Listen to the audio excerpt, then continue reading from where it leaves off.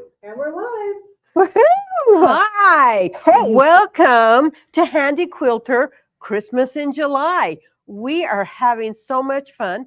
We are going to be showing you a couple of projects that are fast, fairly easy, some though a little bit more complicated, but we're just going to be having fun this afternoon showing you a couple of projects you can do for Christmas in July.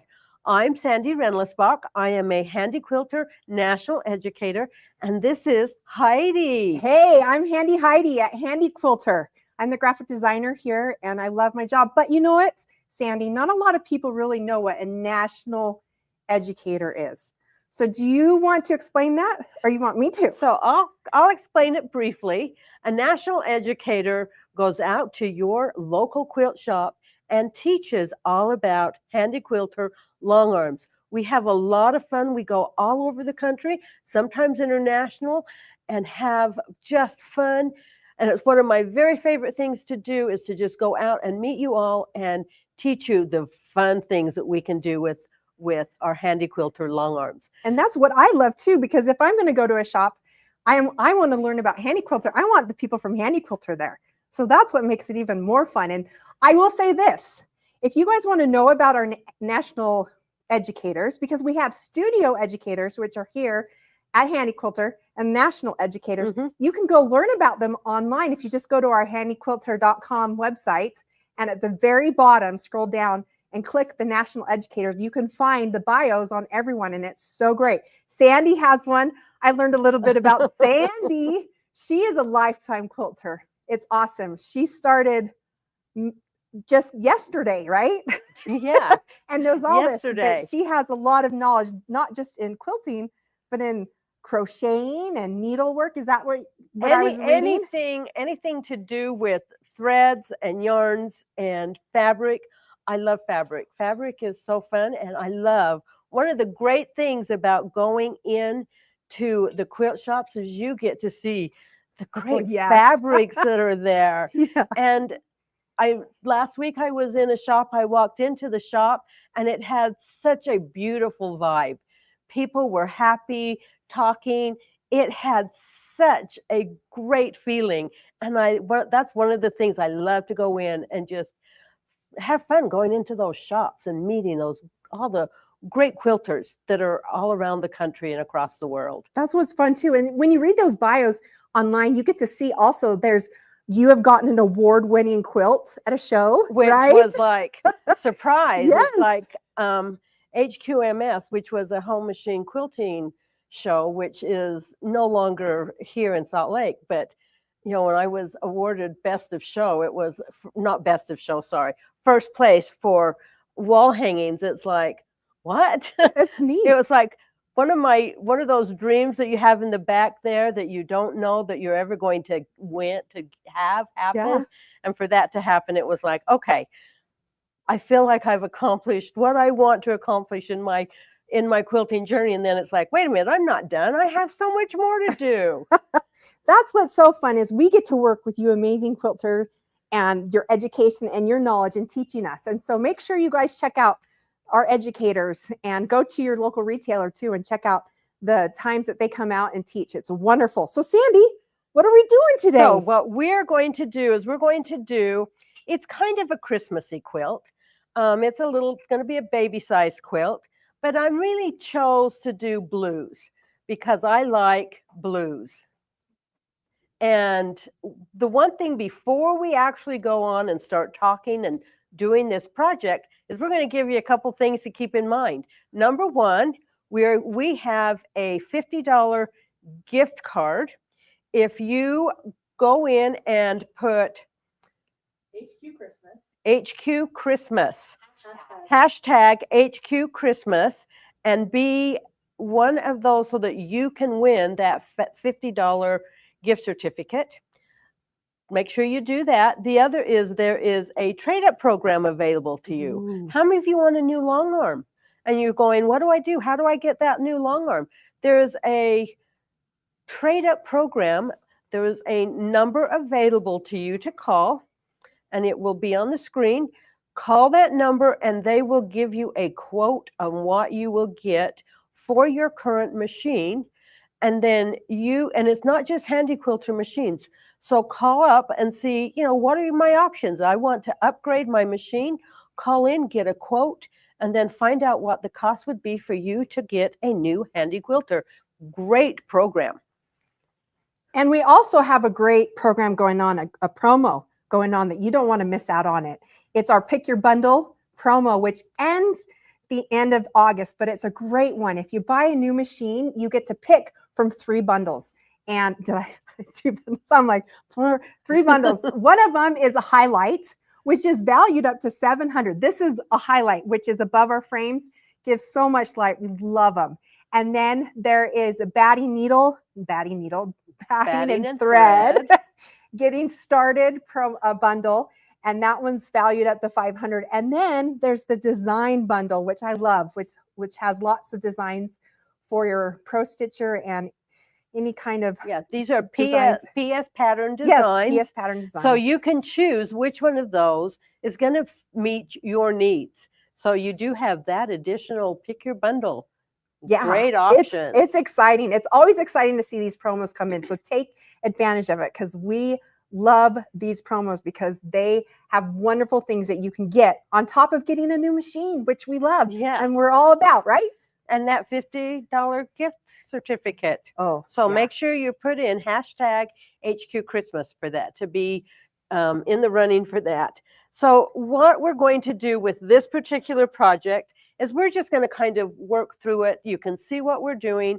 First thing I'm going to do is I'm actually going to baste a plumb line, because I'm going to be adding strips to this quilt. And I want a plumb line so that I know where to start. So what's a plumb line? You need to help. Excuse me. I'm a beginner quilter. You need to help me. What does a plumb line? What's that? So basically what I'm going to be doing is adding a straight line that's across my backing and my batting that allows me to put the fabric up against that plumb line.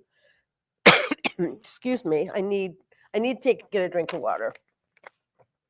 Well, that's an important thing to know, because when you want to have that straight line to start with, that really helps, doesn't it? When you want to get going on a quilt, to help you have that baseline.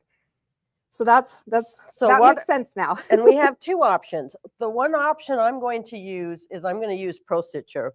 I'm going to use a horizontal channel lock. I'm going to line up where I want it to go. I'm going to select horizontal, but I want to do a basting thread stitch. So I'm going to go ahead and select in Pro Stitcher my basting stitch.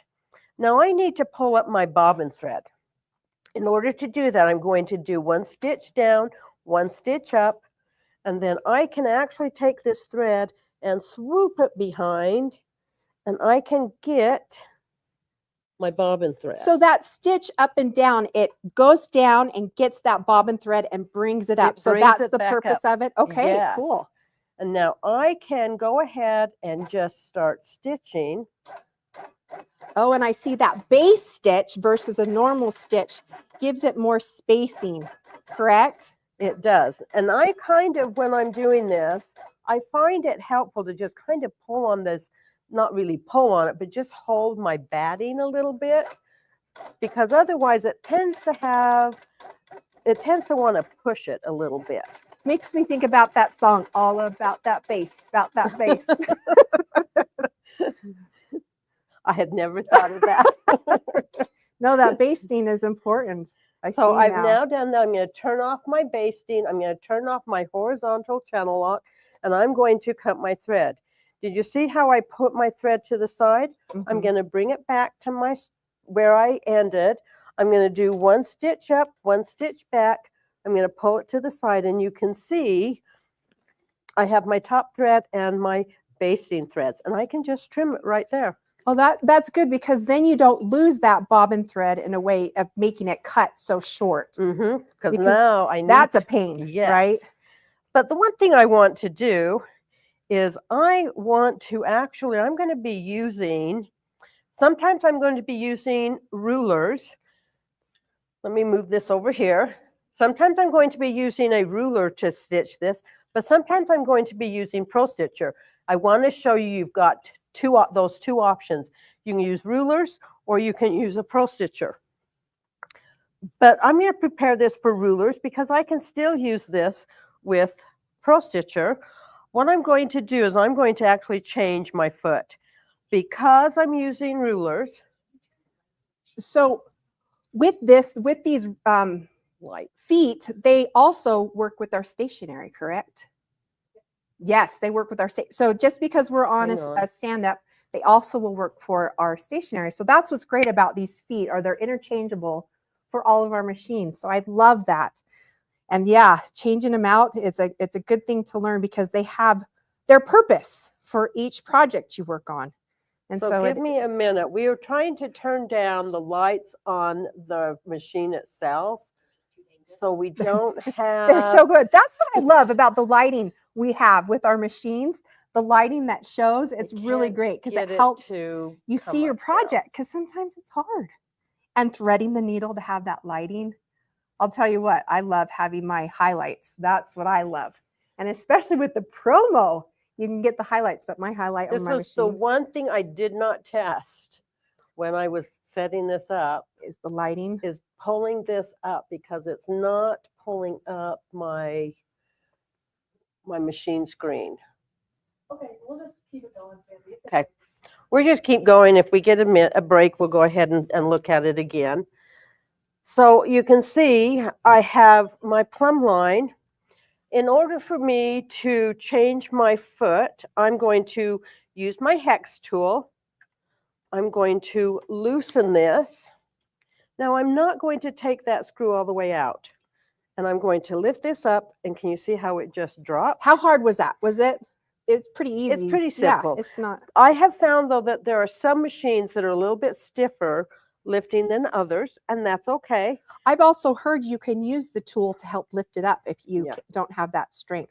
Now I'm putting on a square foot. I could also use the Surefoot, which basically you can see when I compare these two, it has a higher profile. If I'm going to use rulers, I need to use the Surefoot versus the regular closed toe foot.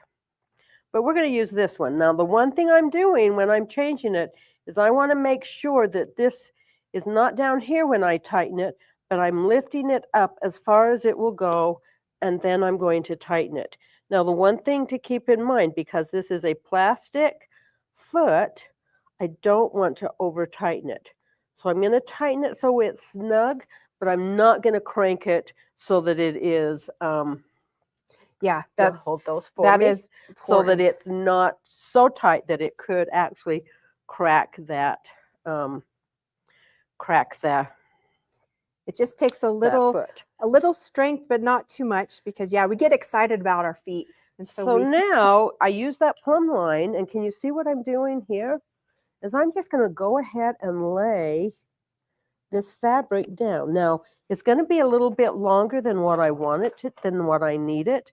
So I know I'm going to stop before I actually get to the edge of my batting.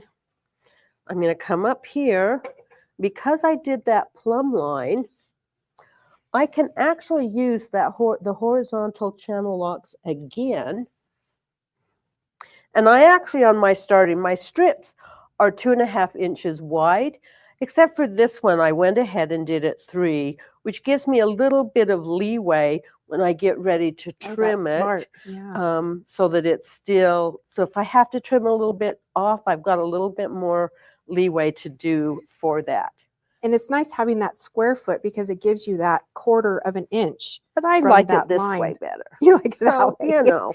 That's right. You're the queen of your quilt. It's my quilt. I can do whatever I choose. That's right. So again, you can see I'm just doing it right here against the batting. What the batting also does is it gives it a little bit of a grip as I lay this down, so it's not really shifting much. I now am going to go ahead, and again, I need to put my thread so that it is underneath that foot, so it sits underneath it. I'm going to line it up, measure it, and I kind of make sure that it's that 1/4 inch.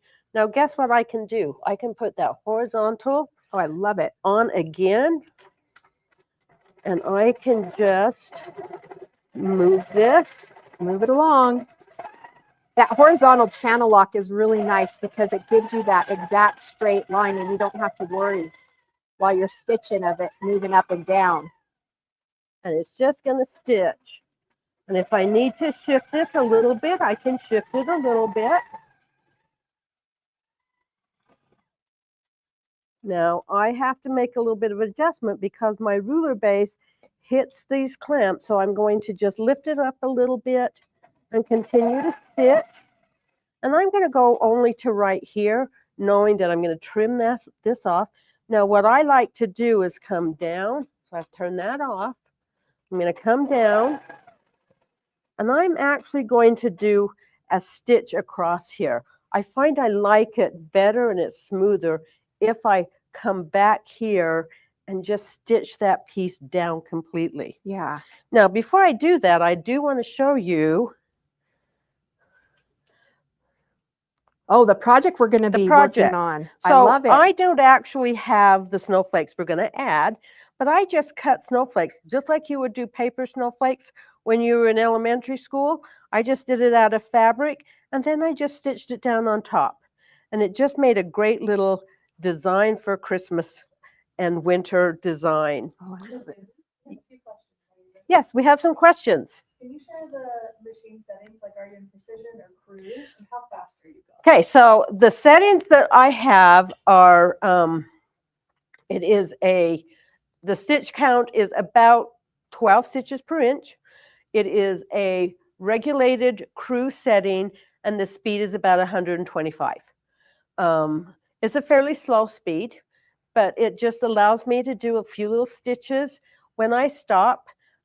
That's a lot of times when I'm doing Pro Stitcher, that's the settings that I have it at.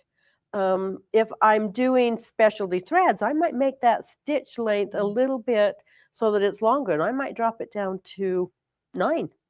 Wow. Okay. So it varies. And we're just, because I'm controlling the speed, it's just kind of doing its thing here. So we're just going to, now on this particular one, I didn't set my horizontal channel lock, but because I have my gears engaged, it gives me some resistance so that it's not moving very much.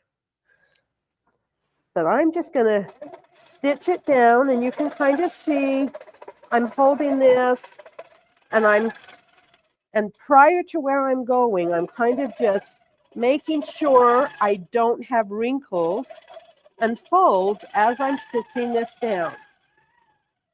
This is so fun too because you're doing quilting and sewing that you do on your sewing machine together. So I don't have to do multiple steps. Okay, let's pick another fabric, Heidi. All right, What one here do we we go. want to go now? I want to go either light or dark. I'm going to go light. Okay. We're going to go light next. Okay, so we're Next going to to that. go just this light one. Perfect. So this is a great project. If you've got a lot of extra pieces, and you've got, even if you've got just scraps of blues, you can just use this to do your project. So what I'm going to do here again, I'm going to go ahead, and because I want to keep it straight as possible, I'm going to lay it down, looking where I'm going. If I felt like I needed to pin it, I could pin it, but I'm just going to line it up here. And I'm going to put it on my horizontal channel lock. And I'm just going to sew.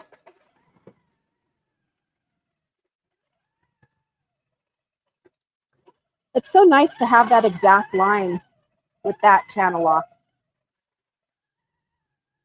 You make it look so easy, Sandy. Well, this is a really easy project. You can do all kinds of different fabrics, but we wanted a little blue Christmas quilt.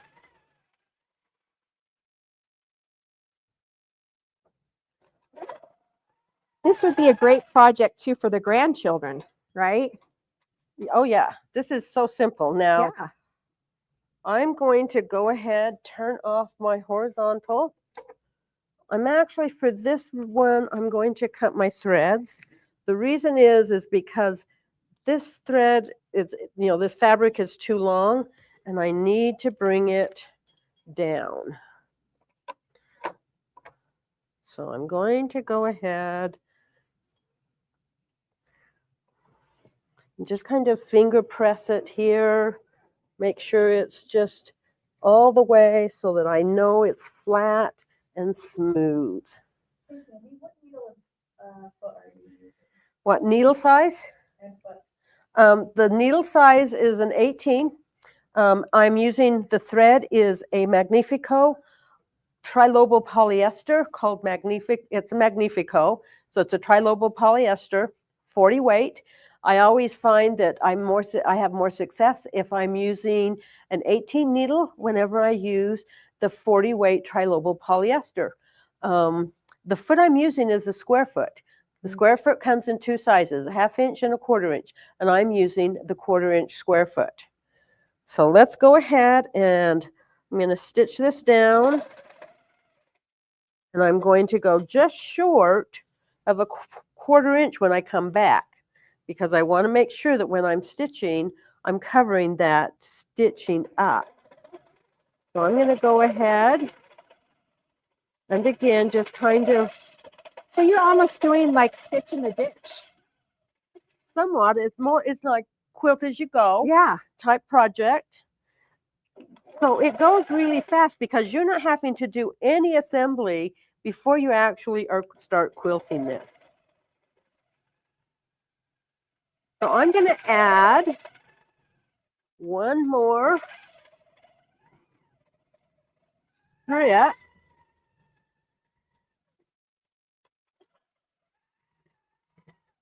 Look how pretty that Okay. is coming together. Which one are we going to Sandy. do now? All right. I think go a little I think darker. we need a darker. Yeah. So which of the darker? Yeah, that's Let's a try perfect this one. That's a perfect one. What's fun too is that Sandy is just so fun when she does her stuff. And we're looking at the camera, you could see a height difference. But I'll tell you what, just because I'm a little taller than Sandy, she has so much knowledge. I love it.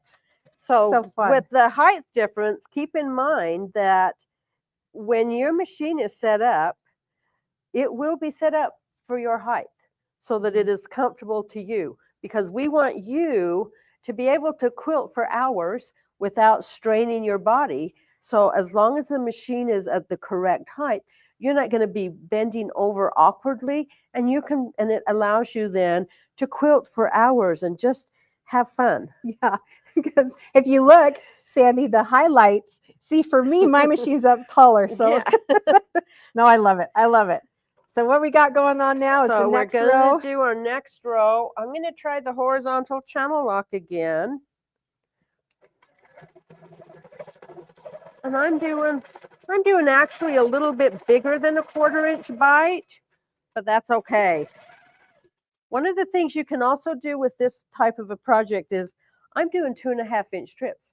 You can vary the size of your strips, and it makes it kind of fun. The other thing I've done is, I plan one strip that's wider, and if this is a baby quilt, I'll quilt the baby's name in that strip, and sometimes I'll add couching and then put their name with the couching, and it then becomes very personal for that particular child. Endless possibilities. That's what's so fun. Look at that go. So this is coming away.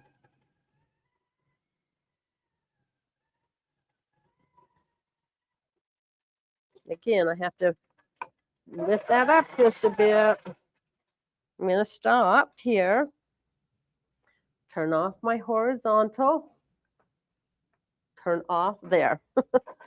I find that sometimes your displays and your tablets, there is a little bit of a pause if you touch your screen.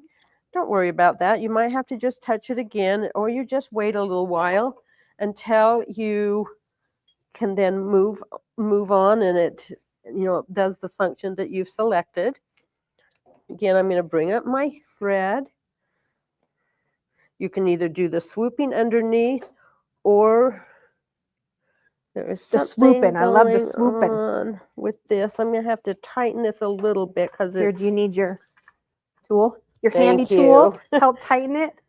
Yeah, so I want to make sure it's tight because we don't want problems here. There. Thank There you. we go. I was Your gonna say, Vanna White. I'm your I Vanna tried White. to find it, and I know this is mine because I Yes. put a ribbon on Look mine, at that. so I can see exactly where it is.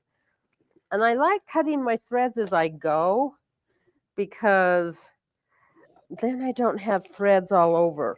One of the things to keep in mind as you are long arming is stray threads can cause all kinds of havoc on your machine. So I want to make sure that I don't have thread that's getting wrapped up in the wheels or getting somewhere where I don't want it. So I make sure I'm controlling those stray threads whenever I possibly can. Being nice and clean. Yeah, so I sometimes need not a to kind problem. of just move this a bit. Let's go ahead and just kind of do that finger press there.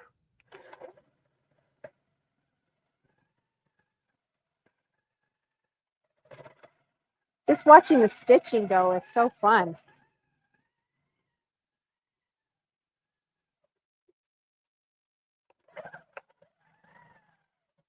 Guess what I'm going to do now? What? I am going to decide that, you know what, I'm going to put a little design in here. Oh. So I'm going to free motion.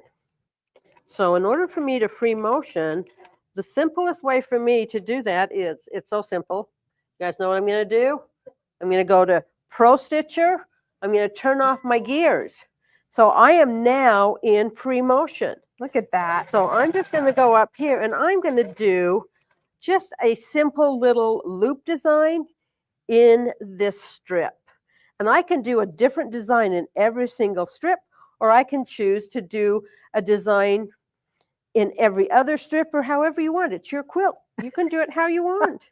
I love it. It's your quilt. So I'm just going to do. Look at that. And these are fun designs that everyone can do. That. There's something happening. You can learn and do these fun designs. This is a great way to practice too, isn't it? Your free motion. It gives you the opportunity to have some space for you to fill in. And you can see this design is pretty simple. One of the things I'm looking for as I'm doing free motion is consistency. That's the most important, is that it is consistent. So your spacing is consistent, how you're doing this is consistent. You know it's going to be a little bit off. It's not going to be totally consistent, but I'm looking for consistency. The fun thing with this piece is you could follow these little marks on the next fabric as your guidelines. You could.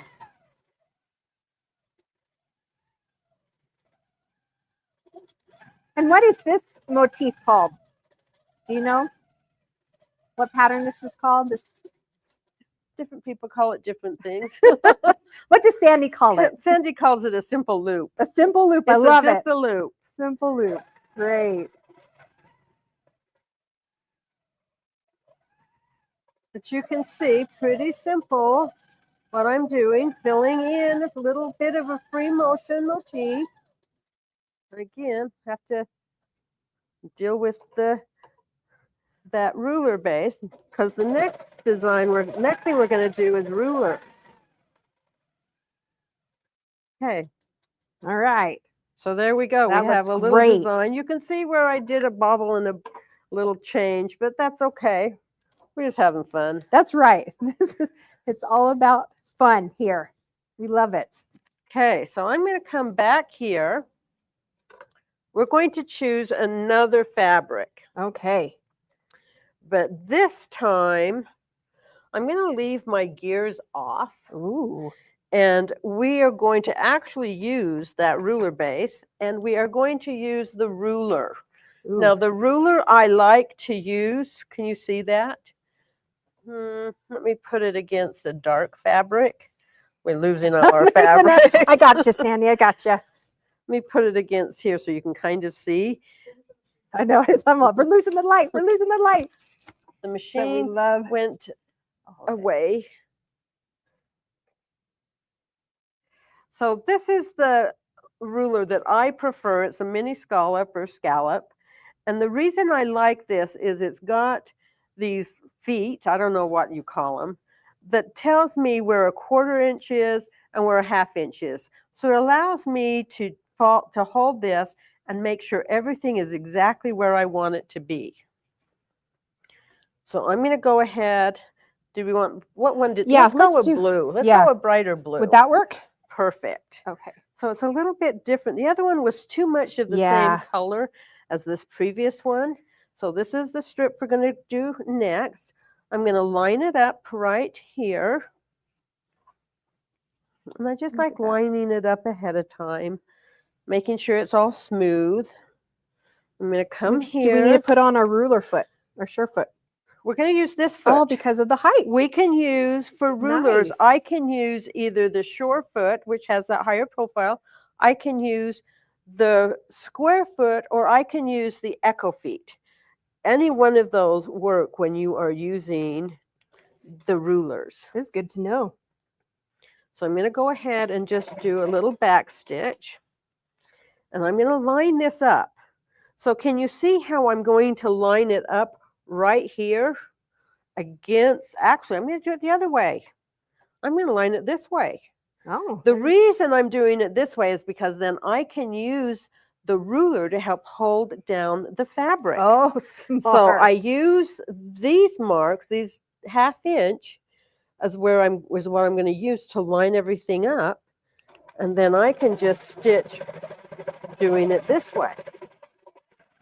So those who don't have a pro stitcher can do it with ruler work. You can. So Get that you have straight the line. options. I love it. So there's more than one way to do this.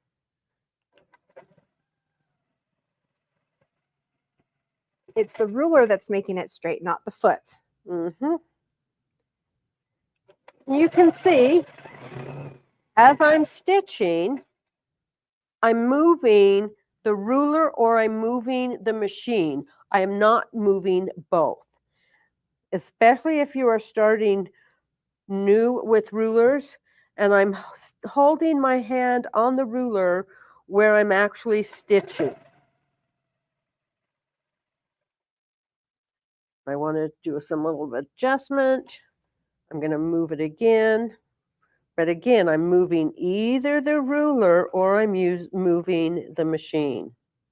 But you can see how I'm using the ruler to help hold this piece down. It is a little more awkward to actually hold it on the back rather than here, but I really decided I wanted to use it to hold down the fabric itself. It's funny how it's always those awkward things that make it nice. You know, the work we do to make things look good. Yes, stop.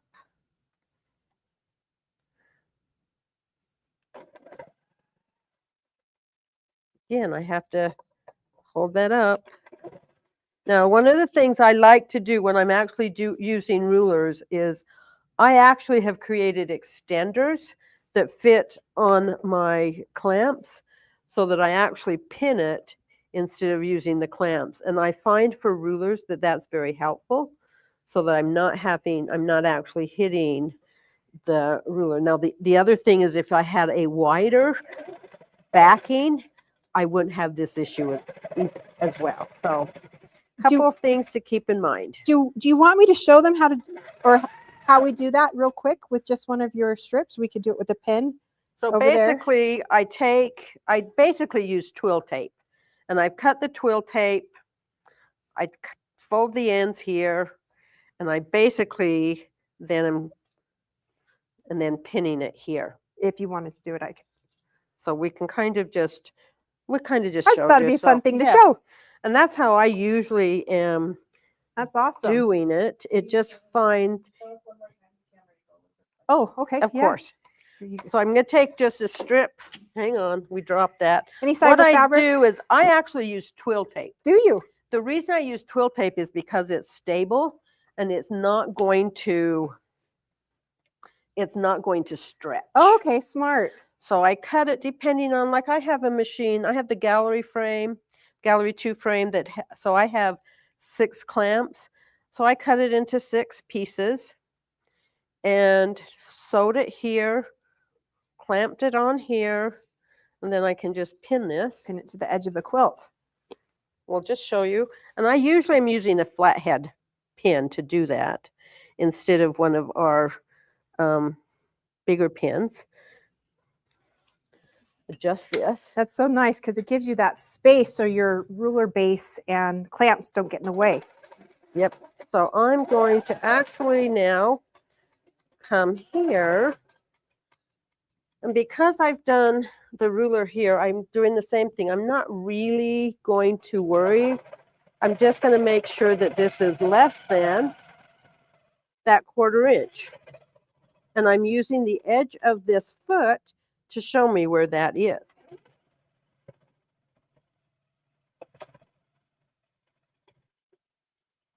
What's fun is these fabrics, you can really have fun with these fabrics. There's no right or wrong. No, you just have fun. Yeah.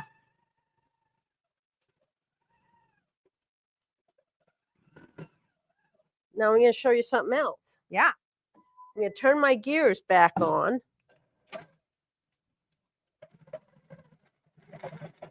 I'm going to come up here and I'm going to cut my thread. Oops, my thread broke.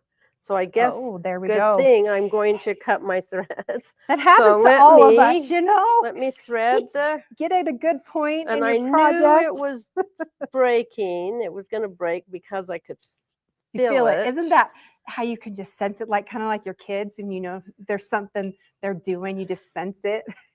You know. So when a what thread I'm is- going to do is I'm going to thread this. Now when I thread it, a couple things I'm doing is I'm just going to do a quick little tug on here so that I can see what's happening with my tension assembly, because I want that spring, that if I'm pulling on it, that spring is moving.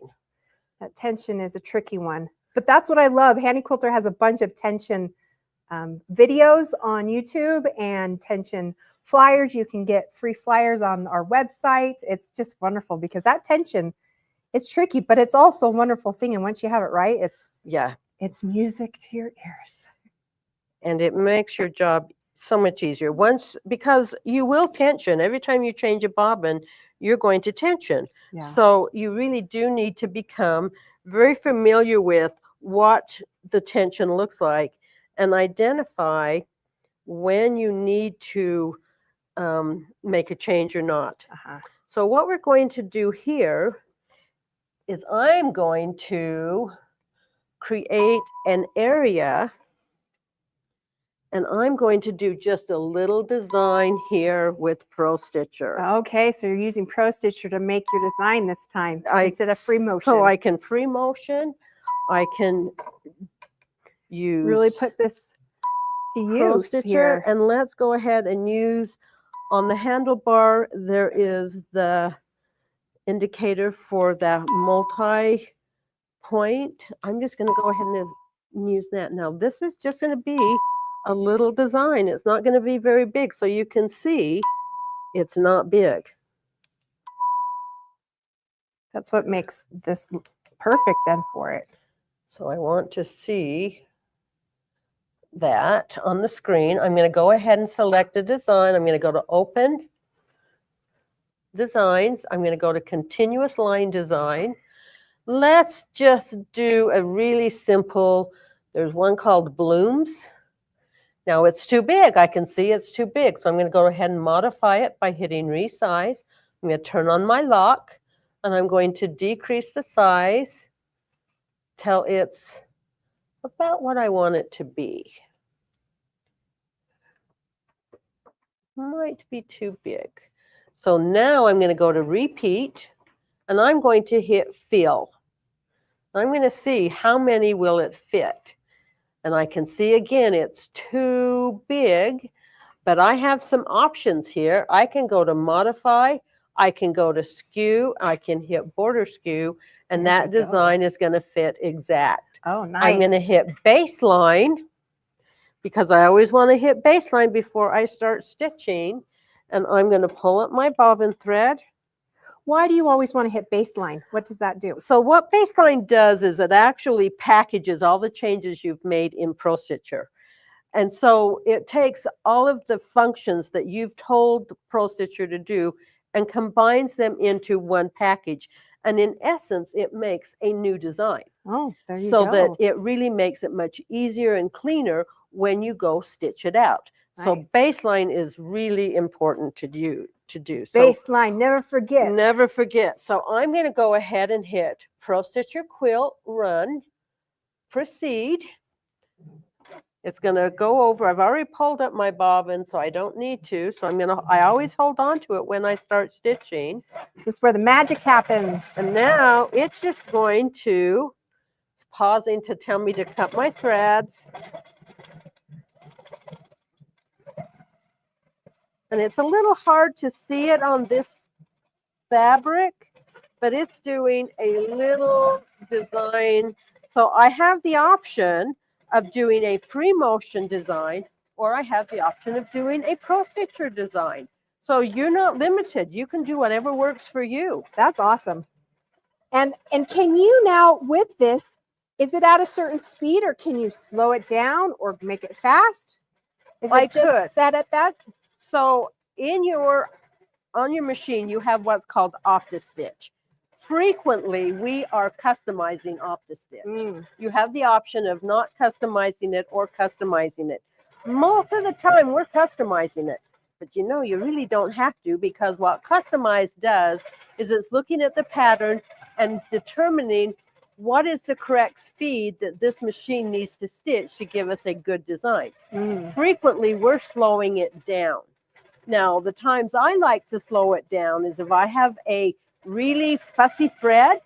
So if I might be using that glitter thread that Superior Thread has, it's that beautiful metallic-like thread, I'll slow my machine down. Or if it's a design that is very intricate, I might slow it down for that as well. But for some really simple designs, I don't need to customize it. Yeah. I can bypass that Oh, and just let it stitch. that's But nice. frequently, we are actually customizing. That's nice. So you'll hear a lot of information about that. Do we have any other questions? Oh, good to know. Do a We'll little let dance. it just stitch. Do a little dance. Here we go. Here we go. Break it down. Break it down. Sandy, Okay, aren't you we're a gonna let- dancer in your In You love my dancing in your- long ago, in your, another teen lifetime. years? Go to the Another dance parties? lifetime. You have to realize I was during the age of disco. So. Hey, this is disco-like. Okay, so we're almost finishing this up.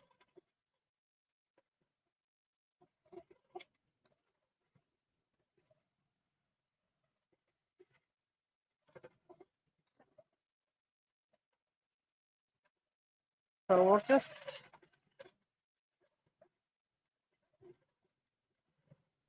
almost there. On this last one. Perfect. Okay, do we have any questions? Did you start with the No. Oh, can you rephrase the question? So the question was, thank you for reminding me, did I start with ProStitcher? In my lifetime journey of long arming? No.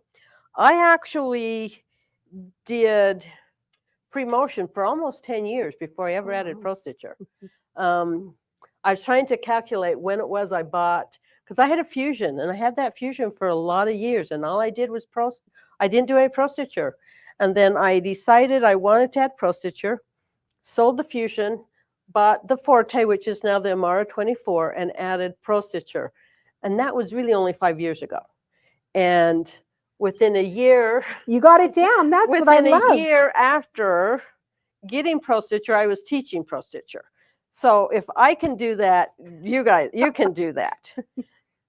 So we're going to Wise go ahead words. and hit clear all, because I don't need anything on my screen anymore. And let's see if there's any other questions. Heidi, did you start with cross stitching? So I did actually. Working here at Handy Quilter, I've had the opportunity to be around many of these educators and be around the machines. And so I learned just edge to edge and on a Pro Stitcher here at work. And then when it came to getting my own machine, of course, that's what I wanted. Because I love it. I love Pro Stitcher. It's a great thing to have, and it helps. But free motion, whoa, that too is so fun. Seeing the free motion and doing that, it's great. Yeah. Oh, the question was, did I start with the Pro Stitcher? I didn't. So really, the thing we want you to be aware of is there is a place for everyone in the handy quilter world, because we love the free motion, we love using Pro Stitcher, and we love using rulers. So you've kind of seen here that I used free motion, I used rulers, and I used Pro Stitcher. So I used all of it in just this little bit of time that we have been stitching. So there's lots of fun things you can do. So we're going to go ahead and we're going to stitch down one more strip. One more row. We're getting there. But look at this. We're doing it, Sandy. And it goes pretty fast. Yeah, once you get it down. But you've saved yourself the actual time of piecing. Yeah. And you're just doing it all here and having a great time. Okay, so should we go ahead and do rulers again? Where'd I've my got the ruler. go? I got it. We're going to go ahead and hold that ruler down again. You can see how I'm holding it so that we can just stitch along. Again, I'm stopping, and actually I should have it stop with my needle down position. But we're just going to go ahead and stop. Go up here. And I'm going to go as far as I have to before I actually advance my quilt. So you can see in an afternoon you can get this all pieced and done and taken care of. And I actually could attach my binding on here as well, so that all I had to do was do that one final stitch down of my binding. How many of you ever added binding on your long arm? Oh, it's great. It's great to do. Especially with that square foot. Really helps do that. That's what makes it great.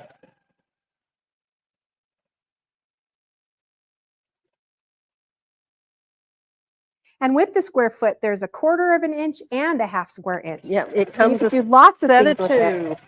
Yeah. Would you like to see kind of how I do the binding on the long Yes, arm? I would love that. I don't actually have a strip. But that these I've strips cut, are. But I'm going to go ahead and use one of these darker colored strips. Vanna White over here helping you pick. We're going to do this one. There We're you just going go. to kind of use this little strip.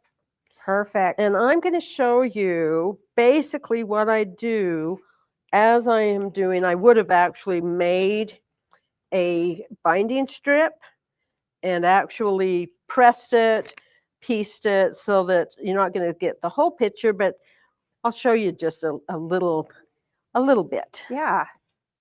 So basically, I'm going to take this strip and I'm going to leave it so that partway, and I'll come back when I finish this later. And I'm going to actually just fold it in half as though, just like I would. When I do it, I actually kind of start somewhat in the middle. I'm going to come, I don't have enough to do the whole thing, so I'm going to do just one corner. I'm going to set it here.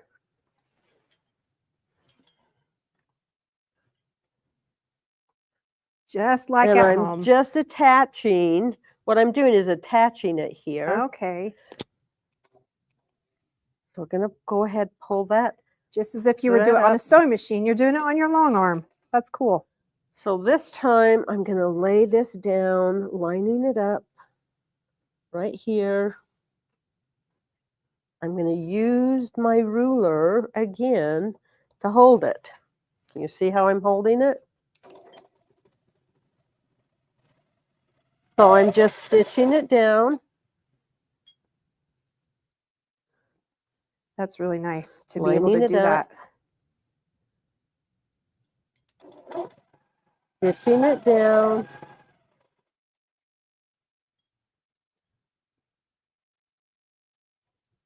Because then you take away the trimming and all that stuff when you So take it's it to your sewing one, machine. it's one less time Yeah, I have exactly. to One less step. manage this quilt on my domestic sewing machine.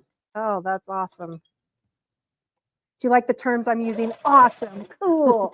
Well, because it is.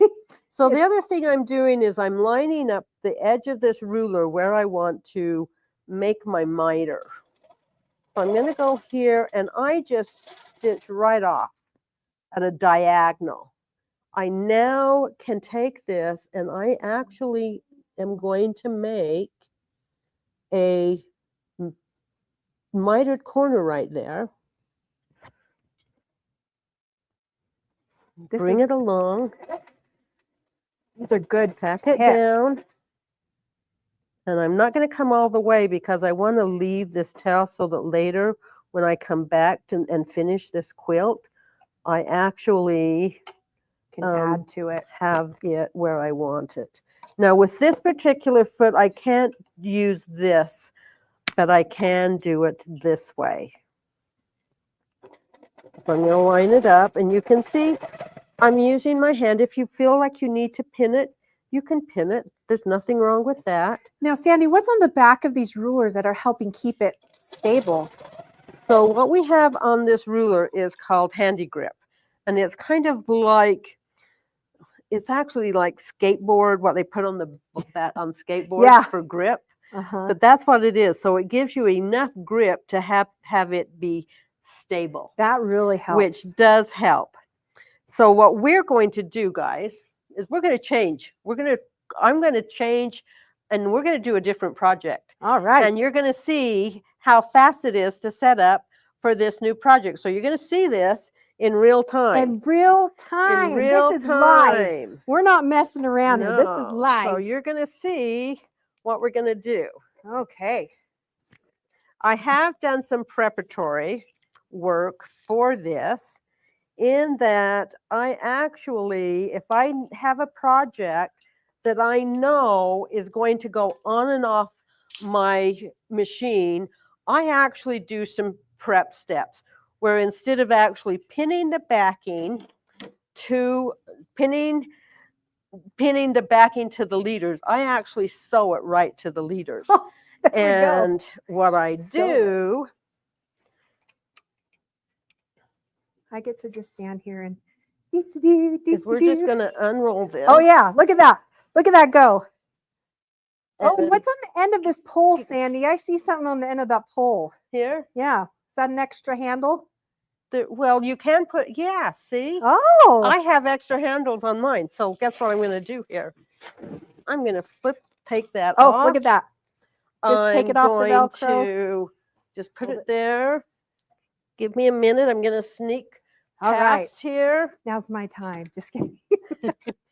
This has been so fun. I have really enjoyed it. It's been fun to see all the fun things. Okay, so we're taking the back off now. So we're taking the leaders off and everything. So I can now put this back on my machine when I get home. Fold it nicely, and fold it. Now I need my other project. Let me go get my other project. Your other project, do you want me to, is it over here?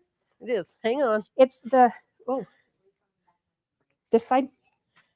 There's brakes on the frame, you guys. So that's even cooler. You have casters on this frame, so it won't move. And I'm losing everything. So it won't move that. Love it. Okay.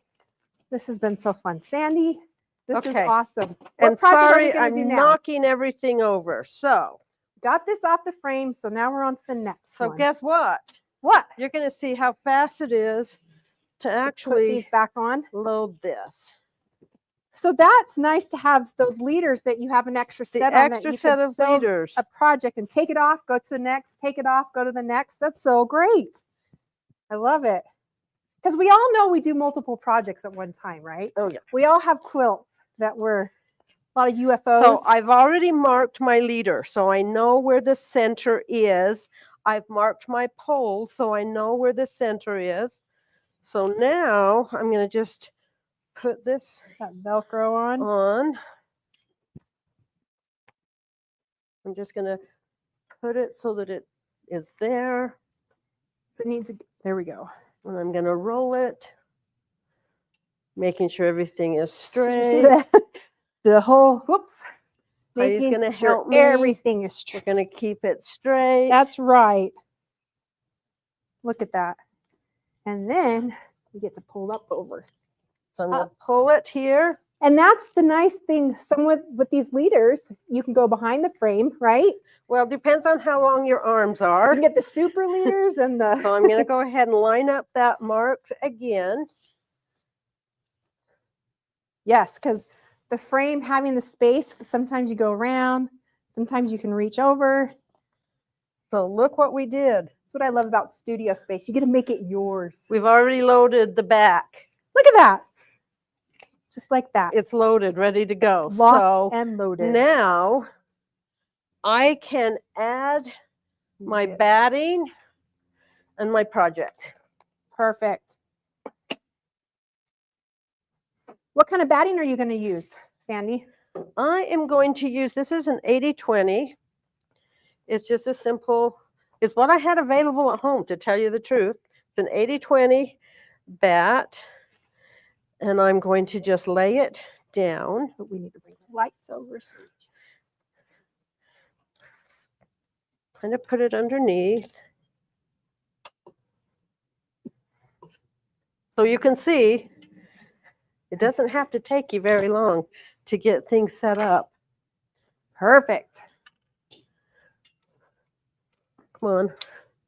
I don't need that bar anyway, so I'm lining it up, The clamps on. put my clamps on. And I love these bungee grabbers clamps Yeah. on the side of these frames. They're so nice. And because we have this pin, guess Might as what? well, huh? Might as well use it. So we'll just use that. So our project that we're going to do is a little Christmas tree project. I love that now's the time to start working on Christmas stuff, isn't it? Because And I have 3 of you them. have the time. So we're only going to do one. When Christmas comes, it's too late sometimes. So we have a little Christmas tree project. How fun. Now, we could pre-motion this. We could do it in Pro Stitcher. It's up to you how you do it. There's no right or wrong way. Let's Yes. free motion this baby. We're I going love to it. pre-motion this. So a couple things I'm going to do first of all. Yes. This is standard view. This is in standard view, so you can see when I loaded, I made sure that the backing comes down. If I had loaded a top, it would have come around so that it waterfalls together. For clear view, you set it up a little bit different, that this pole then would be my backing pole, and this pole would be my top pole, and it would actually just rotates down. So this is all in standard view. So I'm going to change. Let's get this clamp real quick. You go ahead. I'm just making I need sure. my hex tool. I'm not sure where I my. got it in my pocket. I got it here for you. We need the hex tool, and I'm going to change to the, instead of this foot, Oh, yes. let's what are use we the gonna do? shore foot. The sure foot. All right. Did we have Maybe it in I here? have it in my I was pocket. just like, did you put it We in your have it pocket? in pockets.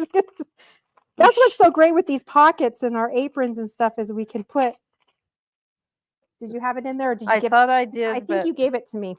We're gonna. so give me a minute. We're going to find the foot. Here we go. Yes. I'm not doing well at my job here, Sandy. Here we go. We want this one that one. because I know at some point I'm going to be using rulers. So I'm obviously going to use this foot. And again, when I put it on, I'm pushing it up and holding it, and I'm going to tighten it. because I want it tight. These feet are nice and easy to change out. You know, that makes it nice. Now, when that you're did working on not take projects. long, right? Yeah. But the other okay. thing we're going to do is we're going to change our needle. Oh. Because how often do you change your needle? We want to make sure we change it every 8 hours of stitching, at least. So it could be every project, could be every 2 projects. But I find if I'm doing a project that's got a lot of stitching, so if I've got a lot of micro stitching involved, I'm going to change it more often. And there's sometimes that you're just saying, you know, it's not giving me the stitch quality I want. Change your needle. It's not that big a deal to just change your needle. Yeah. So what I'm going to do is I would make sure that my needle is in the up position. I'm going to loosen it. I'm going to take my needle out and I'm going to put it to the side. And it's important to note not to completely loosen that screw that it comes out. I did that. Exactly. I did that. We And learned. we learned. We So learned. please don't make that. It's not a mistake because mistakes are all about learning, but it's something we advise not to do because it's more hassle getting it back to So the other thing I'm doing is I'm looking at my needle and I want to make sure that the groove is facing me. And the way I make sure that is that I just run my fingernail right up that groove. So I know it's facing me. I can't see. Yeah, it's you hard can't really to- see the groove in this hard to needle, but see I there. run my fingernail right up through that groove. Oh, do you want to see it again? Let's do it again because it's kind of, Let's see. we can zoom in. I always Right kind of think here of it as like Captain Hook. You know, Is he has my that little groove right here. hook in that back. That needs to face me. On the back is a scarf, and that needs to always be to the back because that's where my bobbin hook is going to come up and grab my thread. So I want to make sure this is facing me. I'm going to put my needle in. And some will thread their needle before they do this too, so they don't have to thread it because it's out in their eyes. So the other thing I do is, can you see what I did with this this needle? Is I go ahead and I put it here and I kind of hold it up and I'm going to tighten this. But Right on the top. other thing I'm going to do, give me a minute, I got to pull something out here. Oh, you've got secrets in here. I was thinking you were going for the, oh, So this is handy. a magnet. This is bigger so you can kind of see it. I want to make sure that this needle is in the 6 o'clock position. And because of the way it has that groove, I actually have a flat spot. So if I put my needle right on that, I can see, is it in the 6 o'clock position? So for example, if I put it here, can you see how it is not at a 6 o'clock position? So I know I need to modify where my needle is, making sure it's always up all the way. That's a Tighten it great up. tip. Putting that magnet on. Again, it's still off. It's important having it Making straight sure on. it is straight at the 6 o'clock position. If you're finding that you are putting, would you mind hanging on to that? Yes. If you are finding that you're having to put it at a 5:30, 6:30 position, you have an issue with your timing that you need to then take it in and be serviced. It should be at the 6 o'clock position, always. So I've done that. I want to change thread. So I Ooh, need you to have a trick go. for us I'm on going to doing change that? thread. So you see, I didn't unthread the whole thing. Yeah. Let's grab that gold thread. Ooh, the gold that I thread. think it fell on the floor. Oh, it's here. Oh, you found it. Oh, I'm excited to see this trick. So can you see what I have wrapped around my thread? I have Hugo's Amazing Tape. I use that to control my threads around my cones of thread. Now, I don't have very much of this left. Where do you but get that's that okay. Hugo tape? You can get it at superiorthreads.com. They have it. So I put my thread down.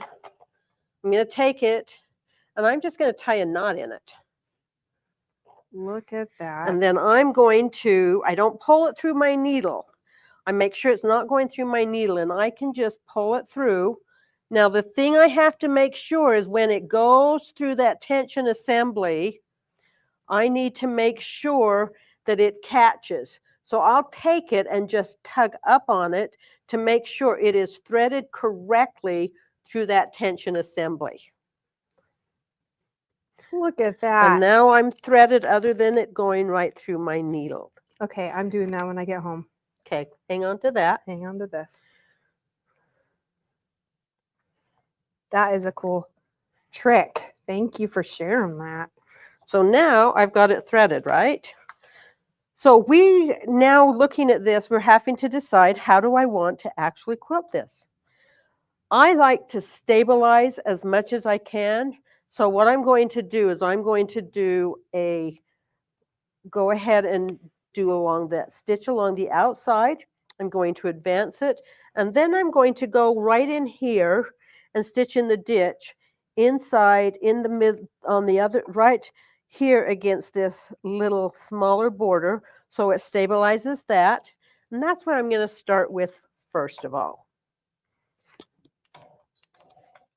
And I'm just going to actually just free motion this, and I'm going to use I'm actually going to turn on the basting stitch.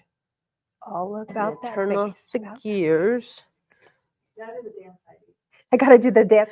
All Now about I that do tell quilters as they're quilting that there is a long arm dance. There is. There is a long arm dance. Sandy, you've been holding out on me. And Okay. Okay. I tell all of my quilters that they need to do the long arm Okay. dance. Teach us. Should I tell you what the long arm dance is? Yes. So basically the long arm dance is your long arm is your partner.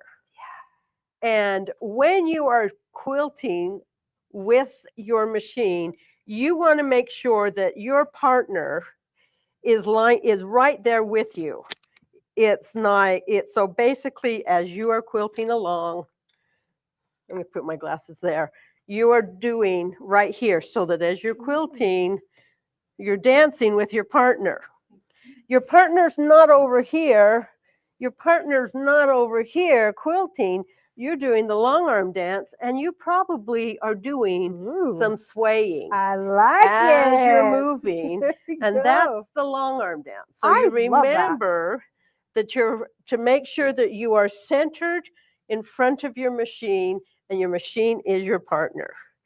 And you are controlling. You're the one that's leading, not your machine. Yes. So make sure you're leading that You're in dance. control. Yes, you are the leader. Oh, that's fun. So now you can go. I'm dancing with my long I'm arm dancing with my tonight. long arm. That's fun. Oh goodness. Okay, so where is that ruler? Okay, the It's ruler. right here. We have things all over the place We today. do. We'll But that's what find- happens in your we'll own find studio, where it is. right? It's like, where should I put that? You The, get- the key is, can I tell you one hint? Don't put anything right here, that's a good. because if you are quilting right here, it can get lost in the middle of your quilt and you could quilt it in. So I did avoid that. putting anything right there. I did that last week. I put scissors Yeah, so don't do that. and I broke 3 needles. Yeah. Till I figured out what it was. So that's So a don't good put tip. anything there, because you're gonna go, where did I put that? Yeah. And you won't find it. Well, that was the thing. And then you go, wait a minute. What are those? What's that lumpy thing right there in the middle of my quilt? And you said, oh, those are my scissors. Well, it was so So, funny. yeah. I didn't even see. I felt the quilt and everything. Anyway, So that's a great So tip. you don't want to do that. We got the base going. Base that. Yep. So we're dancing, and if you have to sway, you sway. That's right. So that you're right in front of that long arm. That's what you want to do. So I'm going to actually advance this. Okay. So when I advance, I'm undoing that. You don't want the ruler to go up in it. Nope. But now look at this. Now I'm going to spread everything out, make sure everything is nice and smooth. And now I'm going to come down. I'm going to hold it here so that I'm just making sure everything is basted down. And one thing to keep in mind when I baste, as I'm basting, I come down this way first. But if I have a bigger quilt, when I'm coming basting, I always come from here up Okay. when I baste, because I want to control any fullness that there could be in my quilt, and that helps me to control fullness.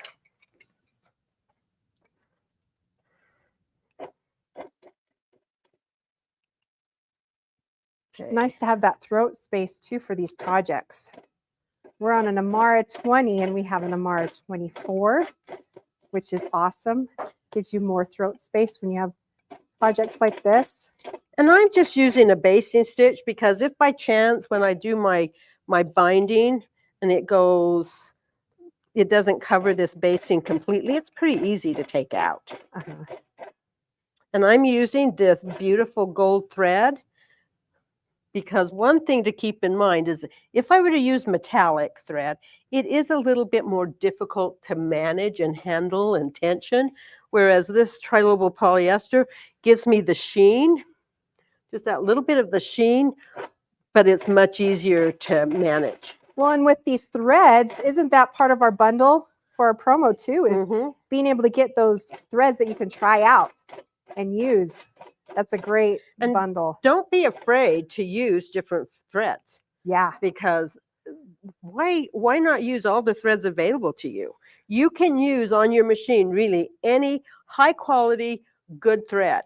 It's just a matter of you want to make sure it's high quality, good thread and not old thread. Now, remember, if you haven't already, to do hashtag, oh, we didn't move this. Oh, yeah, we did it. That was my fault. I'll go, oh, I don't want to go across here. Remember to do hashtag HQ Christmas for that $50. Hashtag HQ Christmas. And Make sure you put that in because you don't want to miss out. You want to. The $50. That, you know what you could get with $50, Sandy? I could get some good stuff here at Handy Quilter. So what are your favorites? Oh, okay. You want to get me started? I have so many favorites. Okay, so what we've used today, definitely the handy grip for your rulers. That is a good thing to get because it makes a ruler quilting so much easier. I love the feet. You can't go wrong with feet. And having there's a glide foot that I love. These square foot feet. Those are awesome because it really does help with the binding, and when you want that line to follow another line, it's great. There's lots of rulers out there that are fun. Yes. What would you buy, Sandy? I love the batting scissors. Oh, the batting scissors. Those are nice. In fact, let's see if we have a pair right here. There are a pair. Oh, right here. These batting scissors. One of the great things about the batting scissors is, can you see the profile? Can you see how if they actually cut along here and my hand is up here? That is great. The other is they've got rounded edges on the points, which makes it so that as I'm cutting my binding, I'm not actually going into it and making, and taking the risk of putting a hole in that batting. Yeah. So you can see, I'm going to turn off my basting stitch now because I'm going to basically just stitch in the ditch here.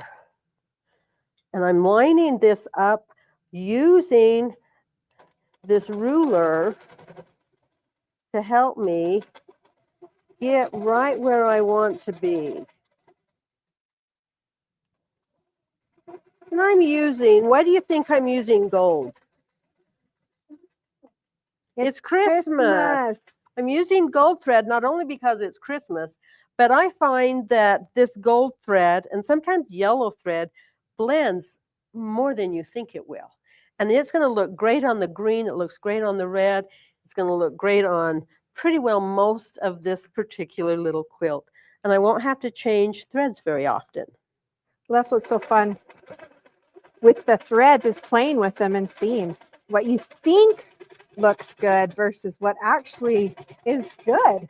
You'd be surprised. So you can see I'm just using this to stabilize.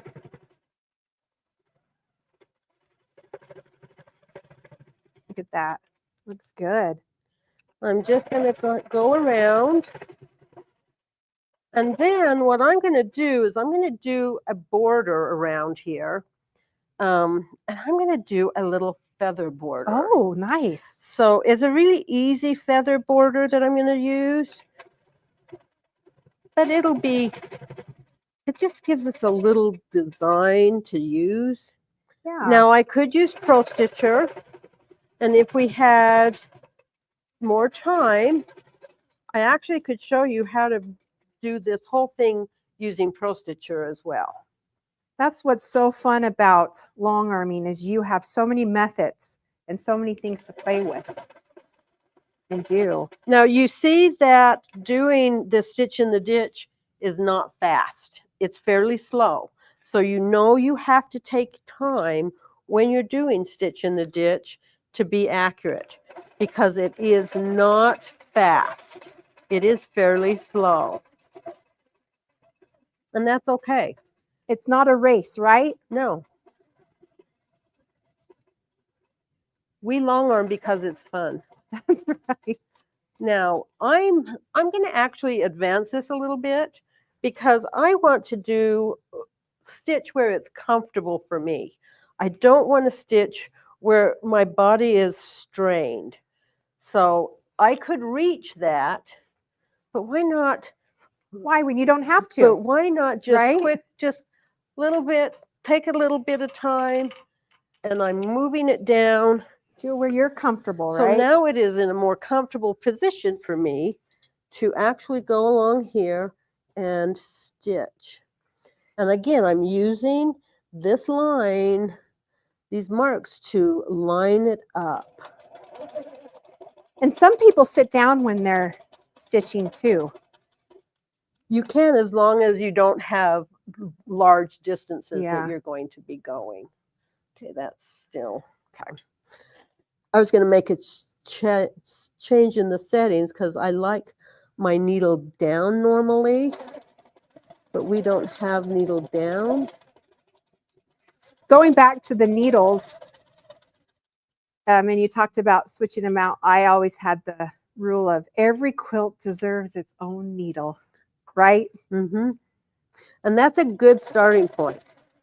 But again, there are times you might Have to switch out. you might want to switch out. Now, one of the things I found is if I'm doing couching, I like to change my needle after the couching Oh, because yeah. it has a tendency to kind of, sometimes it could get, you could hit your couching foot a little bit. But I just like to make sure that if my needle ever gets scraped or nicked or anything, I have to make an assumption that that point is no longer Yeah. a good point. Yeah. So I just want to make sure that I always have a really good point as I am stitching. So I've almost gone around this. It's good. And those needles, knowing the size on what to use in thread, usually you can find on the packaging, right? Well, you can find the thread. on the thread packaging, but you also, in your machine screen, if you go to the eye and you go to, and it has needles there, an icon with needles, Uh-huh. it will give you what size thread with which needle. That's nice. So you're never having to guess. You're never left alone. I have found, however, No. that I prefer to go up a needle size than down a needle size. Oh, okay. So if it says it is a size, you can use a 16 or an 18, I prefer to go up to the 18. Okay. I find it more successful. Now, can you see my little pencil? It's normally they're this big. What are Bigger these than called, that. Sandy? These are handy quilter pencils, but I want to just do a little marking here for where I'm going to put my Let's move this over so they can see. spine. Can we move this over? Yeah, I'm so going to they come can over see? here. So she's just marking. I'm just going to do a little mark. Now, I'm not worried about this being exact because I'm keeping this. It's not going to be an exact, it's not going to be exact with my little feather I'm going to be doing. So these are great. So I'm just going to come down here. I'm going to come up here. So I'm just going to kind of do Make a a line. little bit of a line. And these are iron-on pencils. We're Iron off, off I mean. pencils. iron on. So Iron off. they iron off.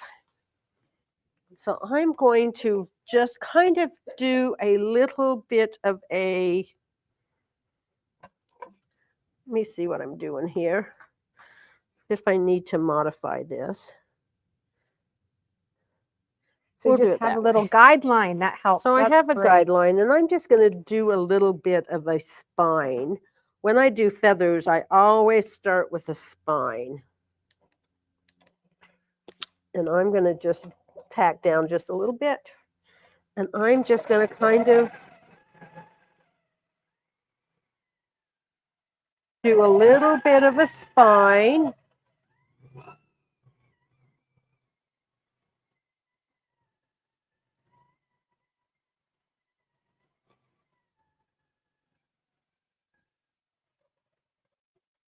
I'm just going to stop there because that's as far down as I can go without advancing. There you go. And I'm going to cut my threads. I'm not afraid to cut my threads. I don't feel like I have to stitch my whole quilt without cutting threads. Uh-huh. That's just, it's like, I'm not going to worry about that. That's not a big deal. So what I'm going to do though is I'm going to really just go along here, and it's going to be a really pretty loose type of a feather. So I'm not going to worry too much about it. So basically, this is kind of a more organic feather, so it's kind of loose, kind of a tooth. The It tooth. looks Hey, like a molar feather. there you go. So it ends up looking more like a petal.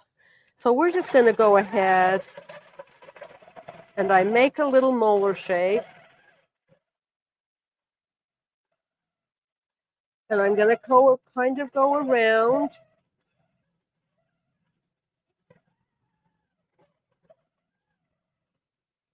And I do a little vine, a little vein in there. Can you see I'm just doing a little shape here. The same little thing here. It's kind of laying down a little bit. Now the other thing I want you to notice is as I'm doing this, I'm actually merging into my spine. I'm also keeping this here about a 1/4 inch away. I have a little thread there I'm going to pull. I want it so that it's not going right to the edge.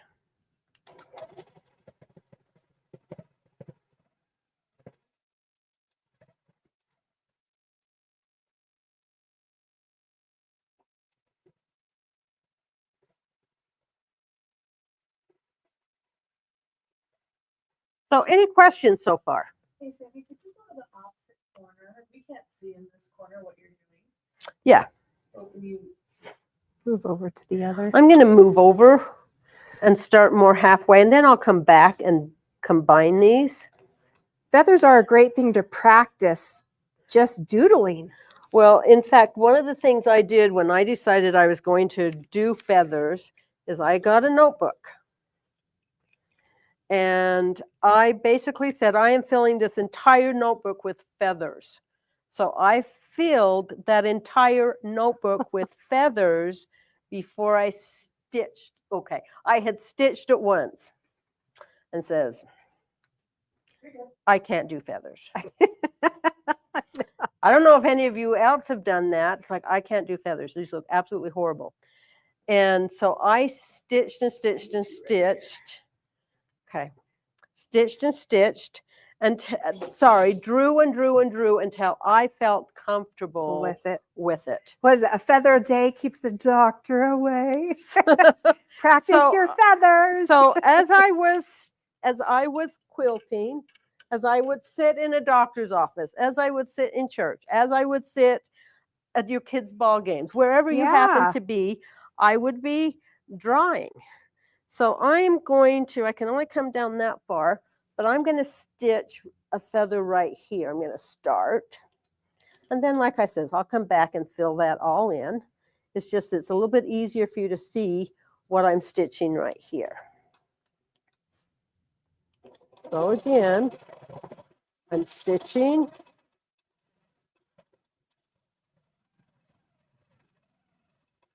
The great thing about these feathers is because they're organic, they don't have to be perfect. Yes. Which makes it great. It's like, it's a great little feather to do because it's organic.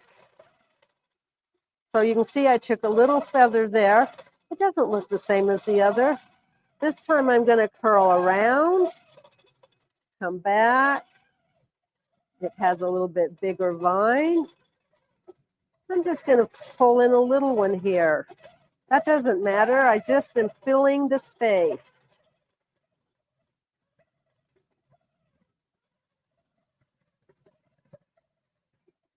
You can see how I am merging into that spine every time.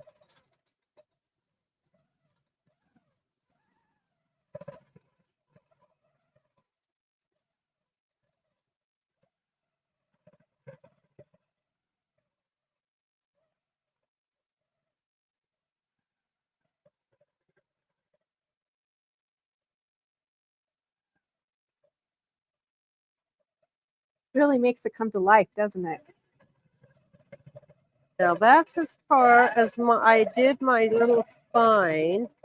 I'm going to go ahead and add that right there.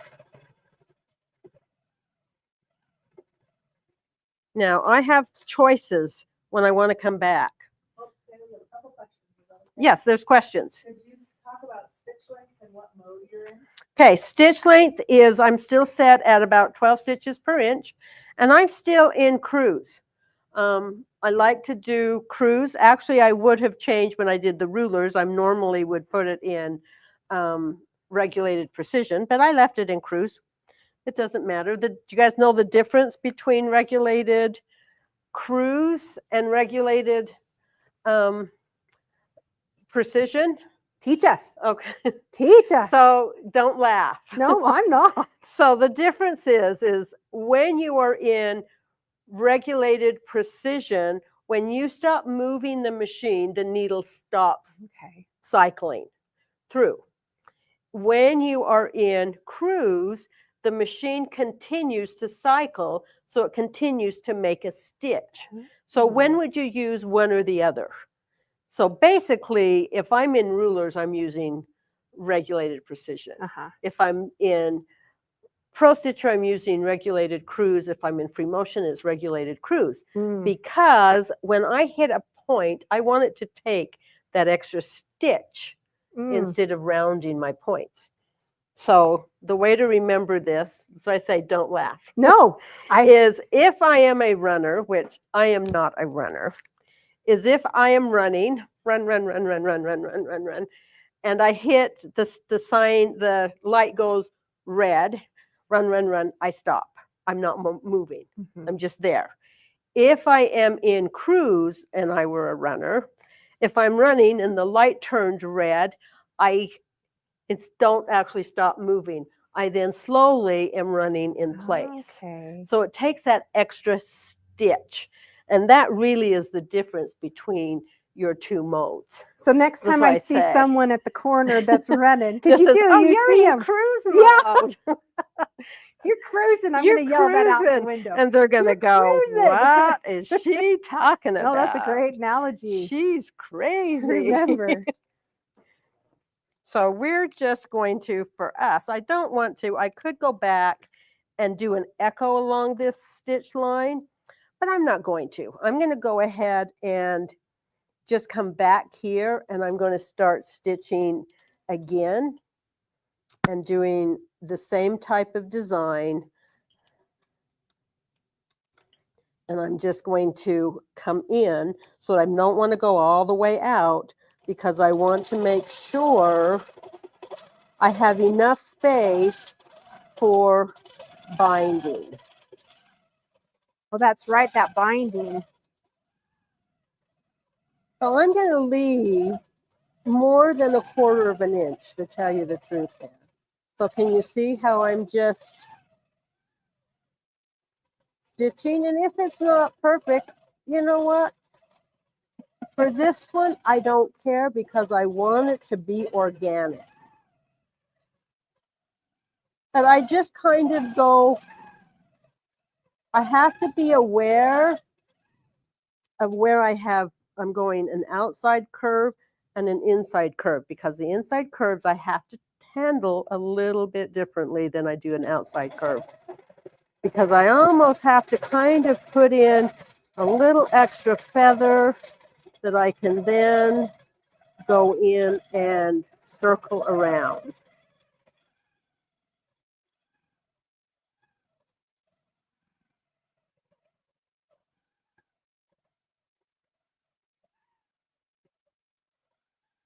So can you see what I'm doing? Just a little bump right there.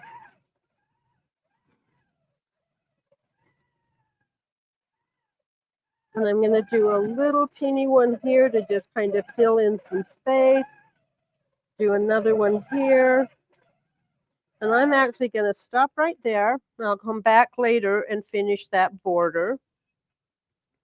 But what we're going to do now is we are going to do some stitching in the middle of these trees. Oh, fun. So the border, feathers are really a great idea to use for a fill around borders because of the movement too. Well, one thing I have found with feathers is you can cover a lot of space in not as much time as some other designs. So feathers are fun to do because if I've got a quilt and I've got this big border, I can quickly do feathers and it can take a lot less time than some other designs. You have a quick question? Yes. Remember to rephrase that after I say it. Do you lessen the tension from metallic thread on the long arm? So when I have, the question is, do I lessen the tension on metallic thread? Yes, I do lessen the tension. The other thing I do with metallic thread is most of the time metallic thread is on a spool and it is not cross wound. It is a straight wound. And because of that, I'm going to put it, here on the back is a horizontal spool pin. I'm going to put it on the horizontal spool pin, and instead of it coming up to feed, it's going to come straight out to feed. So I'm going to come here and feed it straight out. I'm also not going to go through all 3 of these holes in my pre-tensioning bar. And I ask my students, okay, this is a pre-tensioning bar. So what does it do? What does it do? It pretensions, right? That's what it's called, a pretensioning bar. So I go through only 2 of these. I don't go through the 3rd one. And I do loosen my tension because it's a fragile thread, but I always go out and check my tension. So you're giving approval that you don't have to go through all 3 holes. Oh, no. There won't be an alarm that goes off. No, no. Why would you use cruise mode and why would you use precision? Why do I use cruise and why do I use precision? So basically, the guideline for me is if I am using a ruler, I am going to go and I want it to stop. I don't want it to move because I want to move either my machine or either the ruler. And if I'm in precision, it is stopped. It's not going to keep making stitches. So I find if I am in rulers, I'm using regulated precision. If I am in basically anything else, I'm using regulated cruise because it gives me sharper points. It's just nicer. It just is a nicer stitch out. So hopefully that answers. So basically precision for rulers, but then we have another mode we haven't even talked about. Do you know what that is? Manual. How many of you think about how many of you have used manual mode? Now, there are 2 times I recommend using manual mode. One is if you are doing micro stitching. If I'm doing little circles or little hoops or little things, little, I'm using manual mode. It just is more successful when I do manual mode. The other time I tell you to use manual mode is when you want to practice free motion, Oh, because I find that if you put it in manual mode, you then end up, as you are stitching free motion, that it is smoother. You practice in manual because you are learning to control how to move that machine to get a steady stitch that's a length. great. And so it makes sense to just practice occasionally in a manual mode so that your free motion is smoother. And I like how I said practice, because practicing, that's how you learn, right? You can be told, but practice it. Just see what you like. So when do you practice? A lot of times you might load a quilt, and at the bottom of that quilt, you might have some extra batting and some extra backing. Just put a strip of fabric along there and just do some practicing. That's smart. Because you've already loaded everything. You just can practice right there where it's already and loaded. on the side even. And yeah, you can practice if you've got it on the Oh, I've side. got a question. You have a question. Do you use a metallic thread in the bobbin as well? No. Can you rephrase the question for me? I just say No. no. You guys are going, why is she saying no? So the question was, do I use metallic thread in my bobbin? No. I do not use any of the specialty threads in my bobbin. I don't like using monopoly in my bobbin. I don't use any of the glitter threads. I don't use any of the metallics in my bobbin. The thread that I prefer in my bobbin is bottom line or a 60 weight polyester thread. I like the 60 weight, it's a finer thread, and I like the look of that in my bobbin. Why though wouldn't you want to use those in your bobbin? What would happen? Well, for one thing is it's going to be nearly impossible to tension that. It's going to be really, really difficult to tension because that bobbin is the base of your tension. And so I like to use the bottom line. I will also use so fine. Sometimes I'll even use the same as what I use on top, but I like using the bottom line. And the other thing I like to do here it comes, Sandy. is I like using purple bobbins for my bottom line. Hey, purple. Yeah. And the reason is I have my bobbin case pre-tensioned to bottom line thread. So very seldom do I have to do a lot of adjustments to my bobbin because if I'm using bottom line, it's already been tensioned. I just have to do some minor adjustments, but then it's set. And I recognize it. I say, oh, it's on purple. It's on a purple bobbin. I know that 60 weight. I know I'm using this bobbin case. So it's just clever. Little things that we do to make it easier for all of us. That's right. So yeah. So we just have fun. So find fun little ways to make things work. Now, how about color? Do you always match your colors, or how do you feel about that? I match the color and the value for my bobbin thread. I don't match the same thread. So for example, if I'm doing a green and it is a hunter green, I am going to put a darker green in my bobbin. Does it have to be the exact color of that hunter green? No, but it needs to be close. I am not going to put a lime green in my bobbin with a hunter green, even though they're both green, because one looks very different than the other one. So I like to match not just the color, but the value as well, so that it is balanced. Yeah. Thanks for that tip. Yeah. Any other questions? Okay, so we're going to change, and we're going to do this little tree right here. And we're just doing simple, simple, simple. So I am not going to worry too much about it being complicated. We like simple. So can I tell you, one of the easiest designs that you can ever do is anything with a loop. Loops are simple, simple, simple to do. So we're just going to do a little simple loop design for this tree. That's a good So one. I'm going to come here and I'm going to bring up my bobbin thread. I'm going to tie off, and I can do it here or I can do it on my machine screen, but I am just going to do some little loops. And can you see with these loops how I'm kind of growing? as I am filling in this shape. I love that. And again, anytime you're doing free motion, the key is consistency. Mm. I want them consistently spaced, and I want them to be consistently in consistent size. So I have this here, but I have now these little triangles. So guess what I'm going to do? I want it a little bit different, so I'm just going to do one little loop there.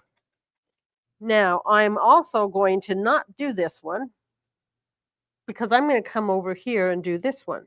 Okay. So I'm going to just stitch over here in the ditch, and I'm going to Oh, look at that. stitch again.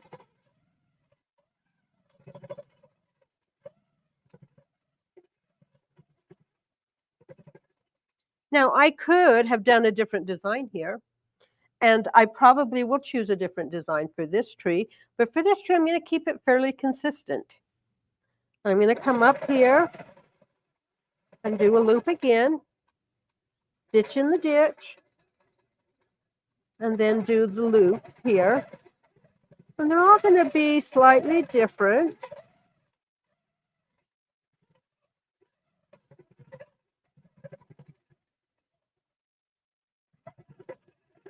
A little loop there. This time I'm going to come this way. And now this is a tall one, so I'm only going to do 3 here. I'm going to come back here. I'm going to do that. I'm going to come back here. Do a loop there. Come back here. Look how And do a fun. loop. So now I have that Oh, little tree done. So cool. Just love simple, that. simple Yeah, that little is loops. Simple, but it's also fun. And do you find that you do kind of have to think ahead though because of your path? You talked about that. I'm only going to do the right side and then I'll come back down and do the left. And I wouldn't have thought then of that. when I looked at this, I thought if I were to do this same design again, I came over here to start it. Mm-hmm. I think I could have come over here and started it, and gone every other one too. But you kind of look at the path. And you learn along the Yeah. way, right? Now, one of the things I want to do for the trunk here, is I'm going to do a little simple thing here on the trunk. And I'm just going to do some little swirly motions so that it kind of looks like more like bark. Yeah. I could change it. I could do other things.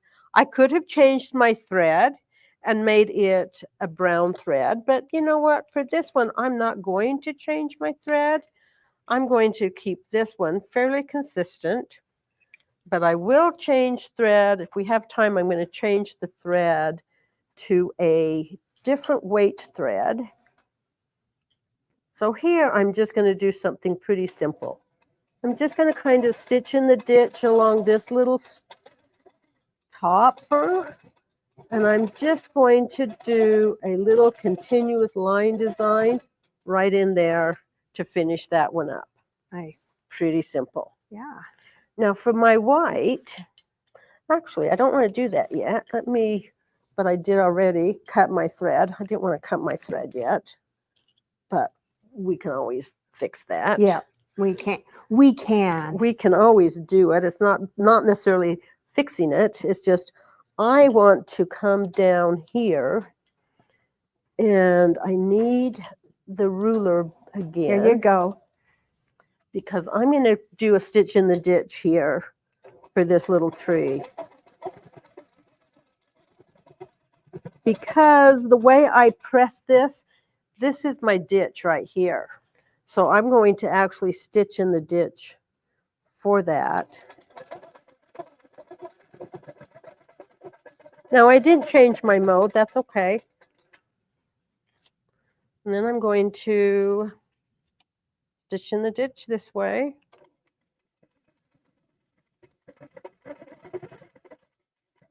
Come along the bottom.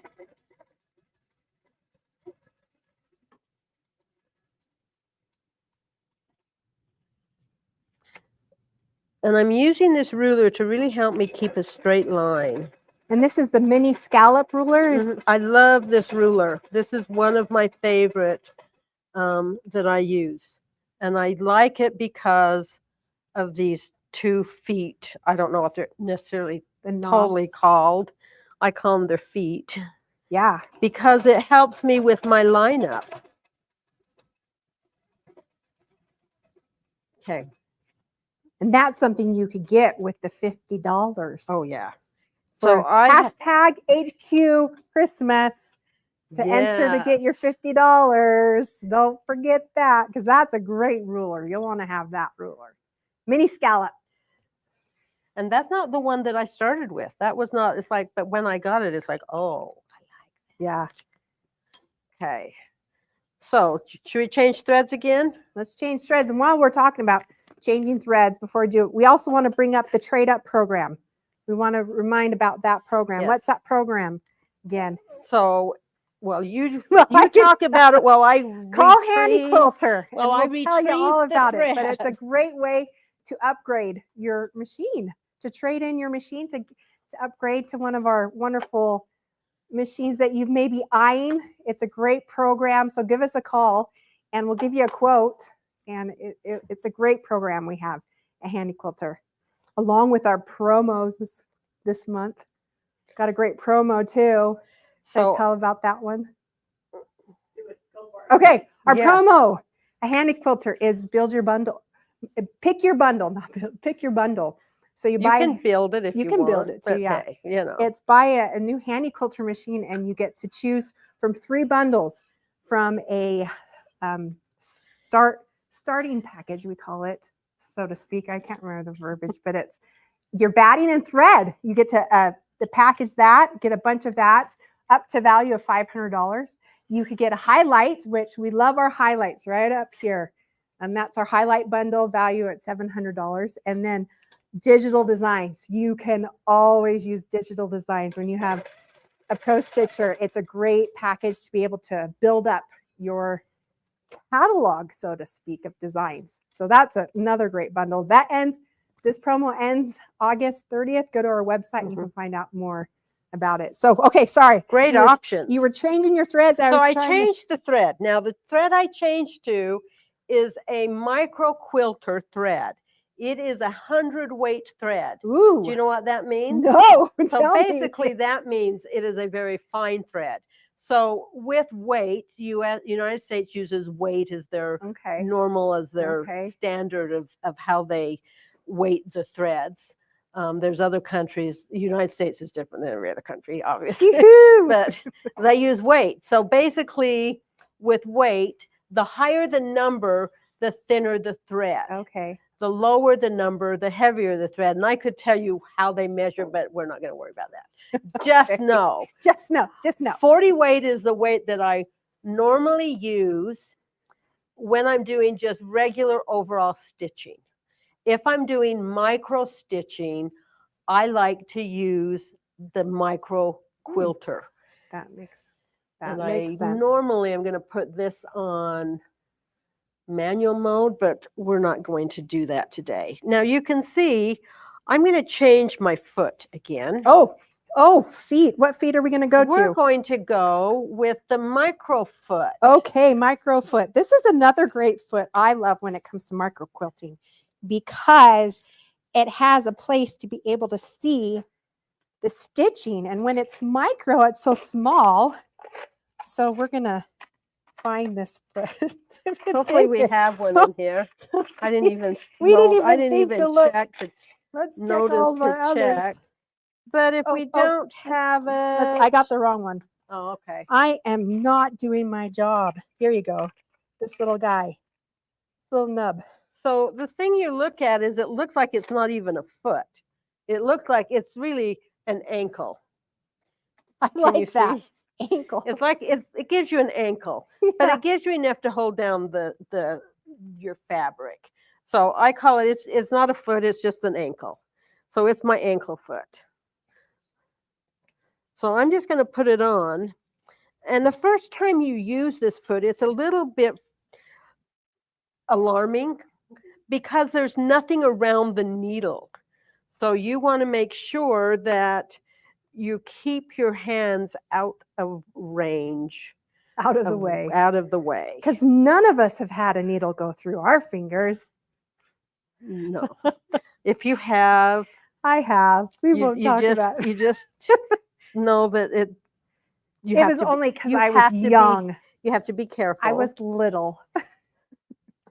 So I'm going to go ahead and I'm just going to do a little microfill,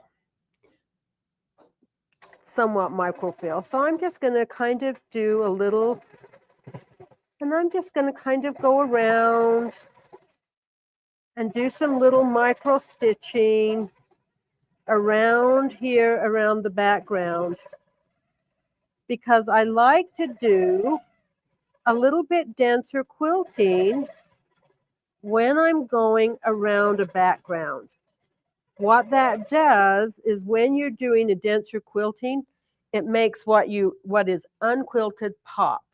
Because when you're actually looking at a quilt, the parts that your eye really truly goes to first is the unquilted portion of your quilt. So if you densely quilt, basically what you're doing is I'm highlighting this unquilted portion of my quilt. That's what I want you to see.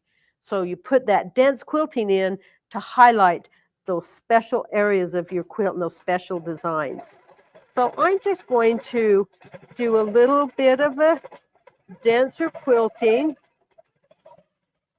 just for this white background, so that I know it's going to just hold it down. And I'm using a finer thread because I don't want it to be really thready looking. You're going to see texture, but you're not going to see thread. And that's the look I want, is you see texture, but not thread. And a lot of times as we're quilting, we don't really understand that what we're doing is creating texture. We're not creating line, we're creating texture.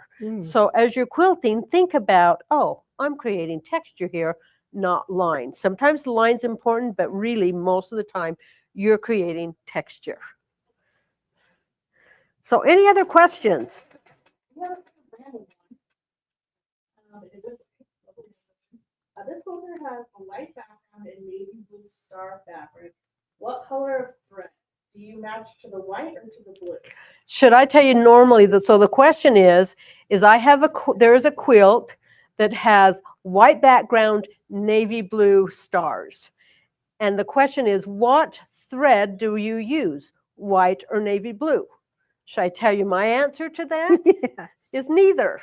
Oh. So I want to be able to blend my thread so that I can see it fairly equally on the white and on the navy blue. If I go white on that white portion of that quilt, that thread's going to disappear. On the navy blue, if I'm using white, it's going to stand out, and the reverse. So I'm going to look at it and see, where do I want my thread to stand out? So it could be that you might want to use a variegated thread that disappears in your stars, but is prominent in the white, which you can do. Or you might choose to do a silver, which is going to just kind of sparkle across that whole quilt and kind of disappear a bit in the white, stand out a bit in the navy, but don't rule it out. You could even go gold. You could even go wild and put orange. Who knows? So just don't be afraid to choose something outside of what you would normally think you want to use for your thread color. Just play. All right, Just Cindy, play. wrap it up. Okay, so we are done This for has been our fun. little segment. It's been so fun. So thank you so much for joining us. It's been fun. We've But just Kelly's coming out. yeah, we're not finished. done. We're not So done. you still have more time. This is intermission. Heidi and I are done. So we've had fun. It's been fun. We've spent 2 hours with you. We did the quilt as you go Yes, quilt that in was the fun. blue, and we did some free motion in that, and we did some pro stitcher.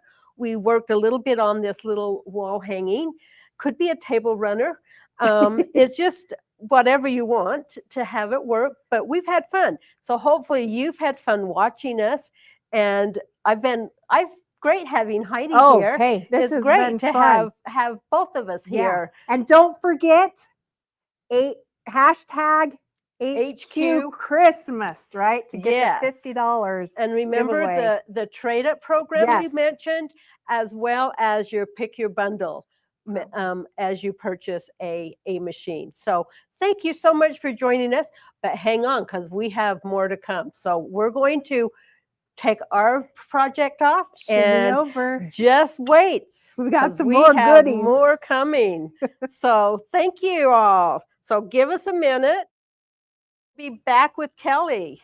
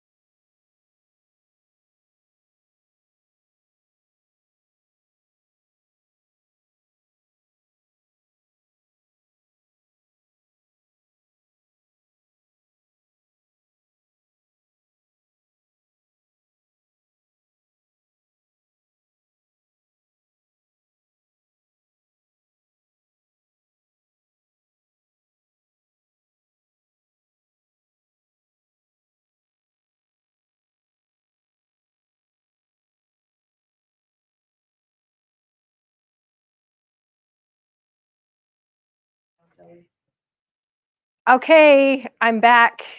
And I've got the hat on still. Look at that. Christmas in July. So if you're still here with us, you've had kind of a long day on the video, so thanks for hanging in there. I'm just going to do a quick little project and then let you get back to ordering your machine, right? I love throw pillows. Do any of you like throw pillows? Like, yeah, throw pillows? All right, so just did a couple of Christmas throw pillows. This first one is supposed to look like a snowflake. Is it a snowflake? So here's what I did. Remember these from school, right? They're so fun, actually. It took me a few tries to find one I wanted to quilt, but I just took the paper and cut out. I put it on wax paper so that I could just iron it to whatever fabric I wanted to put it on. And I chose this time to put it on a felt. If you look closely, I'm not going to let you look closely, but if you look closely, my pillows are pretty worn because they've been on my couches for a few years. So I put this, I ironed it onto felt, and I have cut it out. And all I have to do is pull off that paper now. It's pretty slick.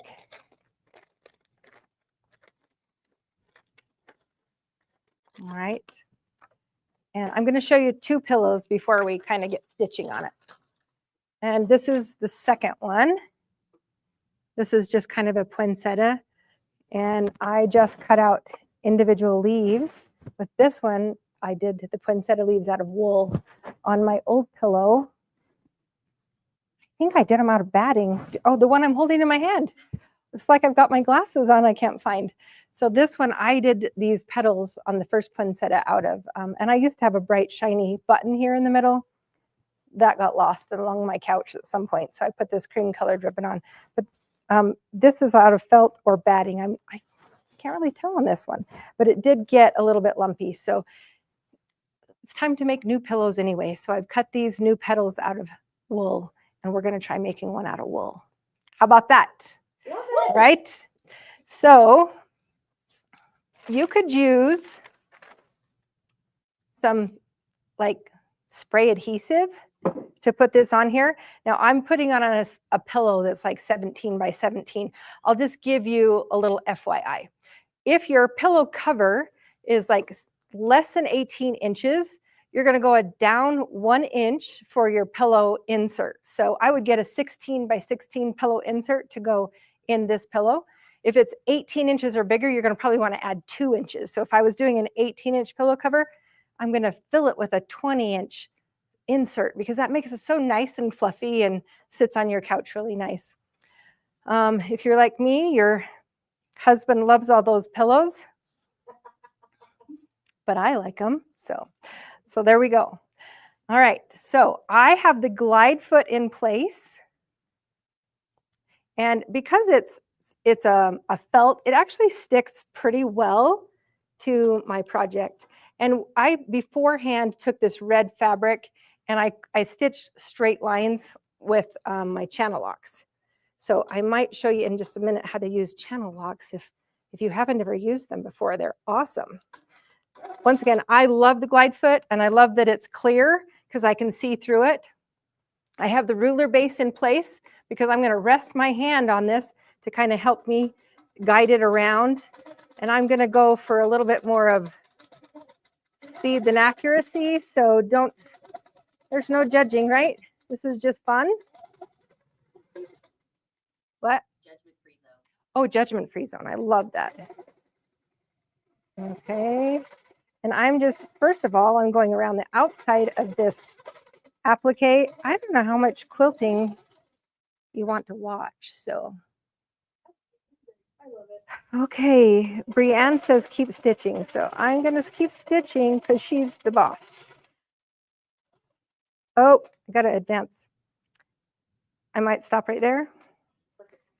Okay. Oh, thank you for leaving little thread snips here for me. Okay, I got so far and then I hit the bar. All right. The laser light. Oh, can you see that? That's great. Okay, that's telling me you can see that. We talked about it this morning. That red light shows me exactly where my needle is going to go down in the fabric. So it really helps me line up. If I wanted to cross my stitches a little bit to lock those stitches in place. And by the way, that's what I do if I ran out of bobbin thread or something in the middle of a project.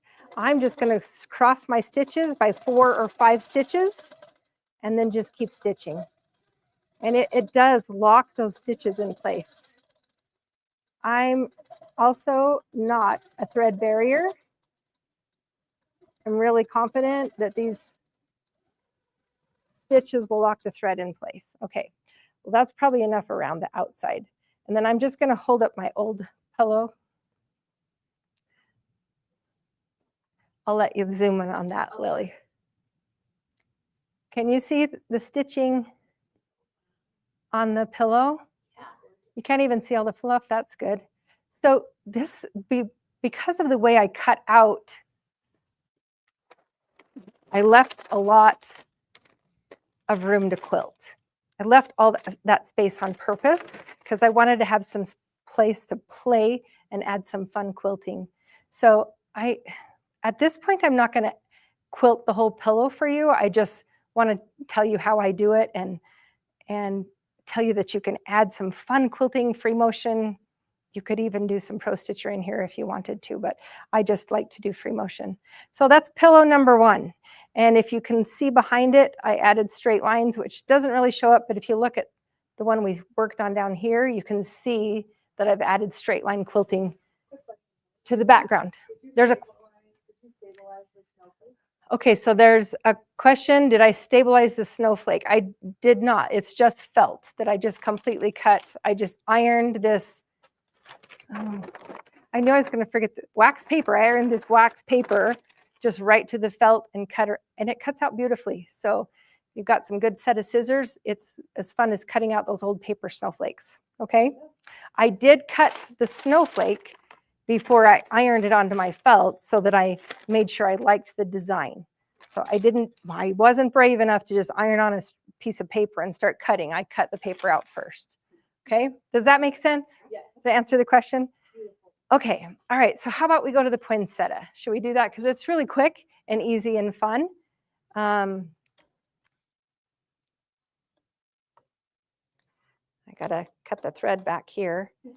Did we show them how to do that at some point? How to pull up the bobbin thread? Okay, well, I'll show you in a second. I'm going to lay out these petals just to make sure that I can find the center. And I cut 6 big petals and 6 small. And I'm going to show you on here. So the 6 big ones are all facing one direction, and the small ones are kind of facing the other direction. So like here's the petals, and you can see that I cut them out opposite. So can you see that very well? Yeah. Okay. All right. So there's no real pattern for this. I just saw a pillow I liked and decided that I wanted to recreate it. And it's kind of 3D because the petals are not stitched all the way down. I just lay them out where I like them. I'm going to make a little star in the center, but remember, I'm not going to see the star because I'm going to, and the glide foot is essential for this. I'm going to bring up my bobbin thread. I'm going to do a little locking stitch. And then all I'm going to do is just quilt a spine up and back on the first petal. Make sure my second petal is where I want it. Stitch over to there. And I'm just quilting kind of the shape of the poinsettia petal.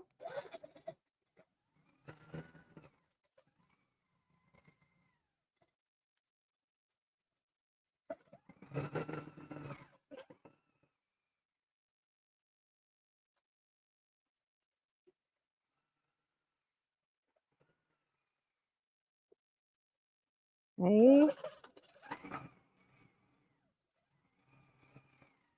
I'm going to cut the thread just so you can see what I've done so far. Now to cut the thread, I'm going to raise, I'm going to do the half stitch, and I like to loosen the thread as I move it away for a couple of reasons. I don't want to pull on the stitches I just did, And I'm also using the glide foot, and I don't want to leave, goodness, scissors right there. I don't want to make a groove in the plastic glide foot by having that thread pull right up against it. So I do loosen it. I just walked through that and didn't even show you very good. I'm going to show you one more time. Lily, have you got a close up on me here? Super close.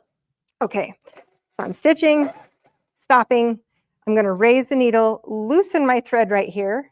Okay, now I'm going to let go. I'm going to grab hold of the thread down on my fabric, hold on to it, don't let go, bring it back to the same stitch hole-ish, down and up. So I've done that twice. I'm moving it away a second time.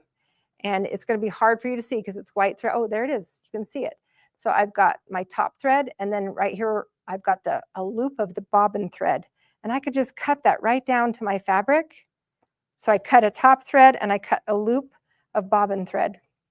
And that makes it so that I'm not dragging bobbin thread all across the bottom of my quilt. Okay? All right, now I'm just going to lay out this next layer of petals, or what would you call them? Oh, yeah. Okay. This is so pretty. I never would have thought to do that. No, not at all. Make sure you've got them all going the same direction. I think I only need, let's see, I did 6. Why? There. Okay, it's kind of bulky. So if anybody wonders what the machine can stitch, this is a really heavy wool that I'm using. I might even have to lift up my hopping foot to get on top of there.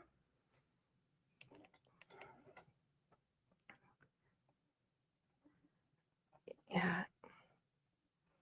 I really made it hard on myself using thick wool. Okay, we might just have to do one petal at a time here. But I'm going to stitch up through there, back down, put my second one in place.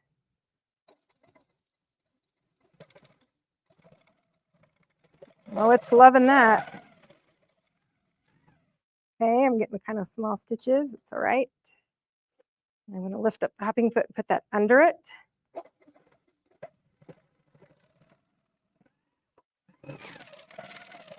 Now, at some point here, I'm going through 1, 2, 3 layers of wool. So it's a really thick wool. So if anyone ever tells you that our machines are not industrial type, or if you wonder what they can stitch through, look at that. It's just stitching beautifully. I'm going to lift up the foot again, stick that in there.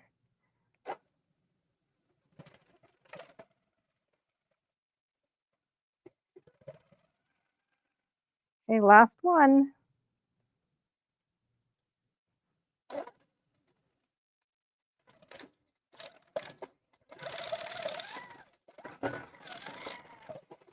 Okay, I'm going to cut the thread and let you look at this 3D pillow.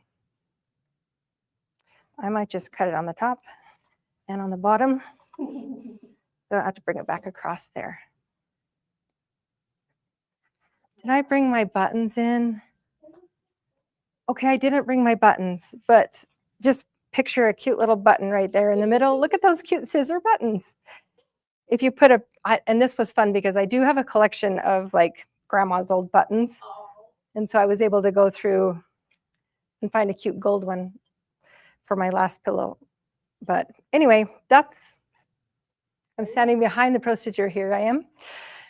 So you cut the pieces out and then sew them together to make the doll piece. How do you make those? Oh, thank you, Bran. Gosh, I didn't bring my back pieces to finish it. I can finish this right here on my long arm. So let's flip this around. I may have serged this one just because I have a serger, and you know you have to use it if you have it, right?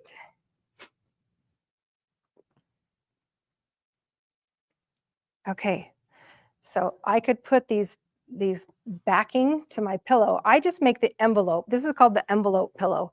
And you're just going to put that right on top of there. And you can do your channel locks. I channel locked it so I know it was straight. My lines were straight, so I can put my channel locks on. Let's talk about channel locks for a minute, okay? If you have the Pro Stitcher, you have, I'm looking around for a channel lock. Hold on. Tell them about Pro Stitcher. I'll be right back. If you have the Pro Stitcher, we have a channel lock built into the program, which what it does is it locks. If I want a straight vertical, or that's horizontal, if I want a horizontal line, I have to lock the wheels on the machine that allow it to go forward and back. I want to lock those vertical wheels. And in the Pro Stitcher program, I have a button under Pro Stitcher called Channel Lock. All I have to do is choose vertical or horizontal, and it will give me a perfectly straight seam. So I'm going to use the Channel Lock. Thank you. This is perfect. I wish I had these people in my studio to just hand me stuff when I needed it, right? If you don't have Pro Stitcher, we have a couple of other fantastic ways for you to get a channel lock. If you're never going to add Pro Stitcher, okay, we have a fantastic tool called electromagnetic channel lock. So I had that on my old Amara because I just wanted free motion on my Amara 20. So I put the electromagnetic channel lock, and it puts magnets across the front of your frame. And then underneath the carriage, there's some little other magnets that when you push a button, it locks them either vertically or horizontally. It's fantastic. A push of a button, I can lock horizontal or vertical. I'm going to walk around to the back of the machine and show you this one. This is our third option. Okay, so here's what it looks like. It's round, but it has a little, how can I show you? So it's got a little break in it right there. Okay, so if I want to lock my wheels going, I'll go right over here, Lily. Okay, so if I want to lock the wheels and I don't want them to go forward and back, I just want it to go horizontally across the frame, I need to put it around the wheel, all the way around the wheel, and have it touch both sides of the track. Okay, now if I push it really hard, it can go forward and back, but with just my fingers, it easily moves right to left, right to left. So that's my horizontal channel lock, right? I'm getting horizontal and vertical mixed up. All right, now where are the wheels that allow it to go side to side? They're the ones on the carriage. Down here, we got to go clear down here to the carriage. All right, so I've got to put this around the wheel, and it's got to touch. Oh, you can't even see that, can you? Okay, there are wheels down here under the carriage. On this particular carriage, it's an 8-wheel carriage. One wheel is enough. I'm just going to put it, it's sitting right here, and it's around that wheel, and it's touching both sides of the track. It's sitting on the track like that, okay, around the wheel, just like that. And it's really stuck pretty well. Won't let it move right to left, but it freely can move forward and back. So there's channel locks.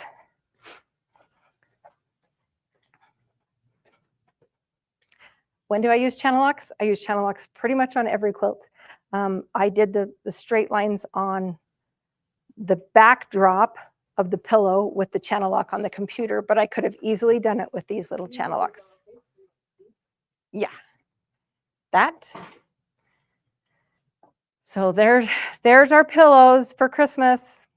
Are you going to make some pillows for Christmas? Yes, and we're also going to do our drawing. Are you ready? Are we ready for a drawing? Yes.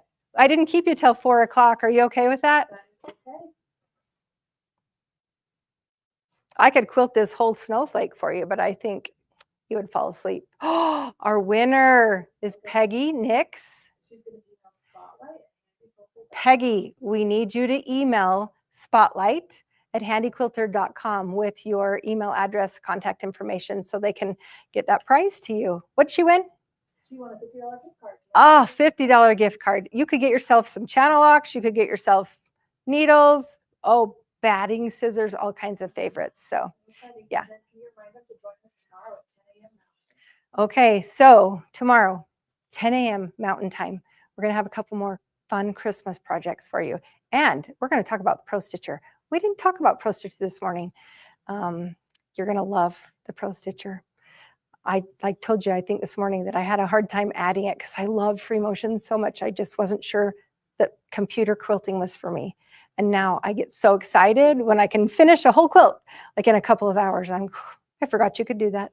So the Pro Stitcher is awesome. I'm going to say goodbye and have a happy July.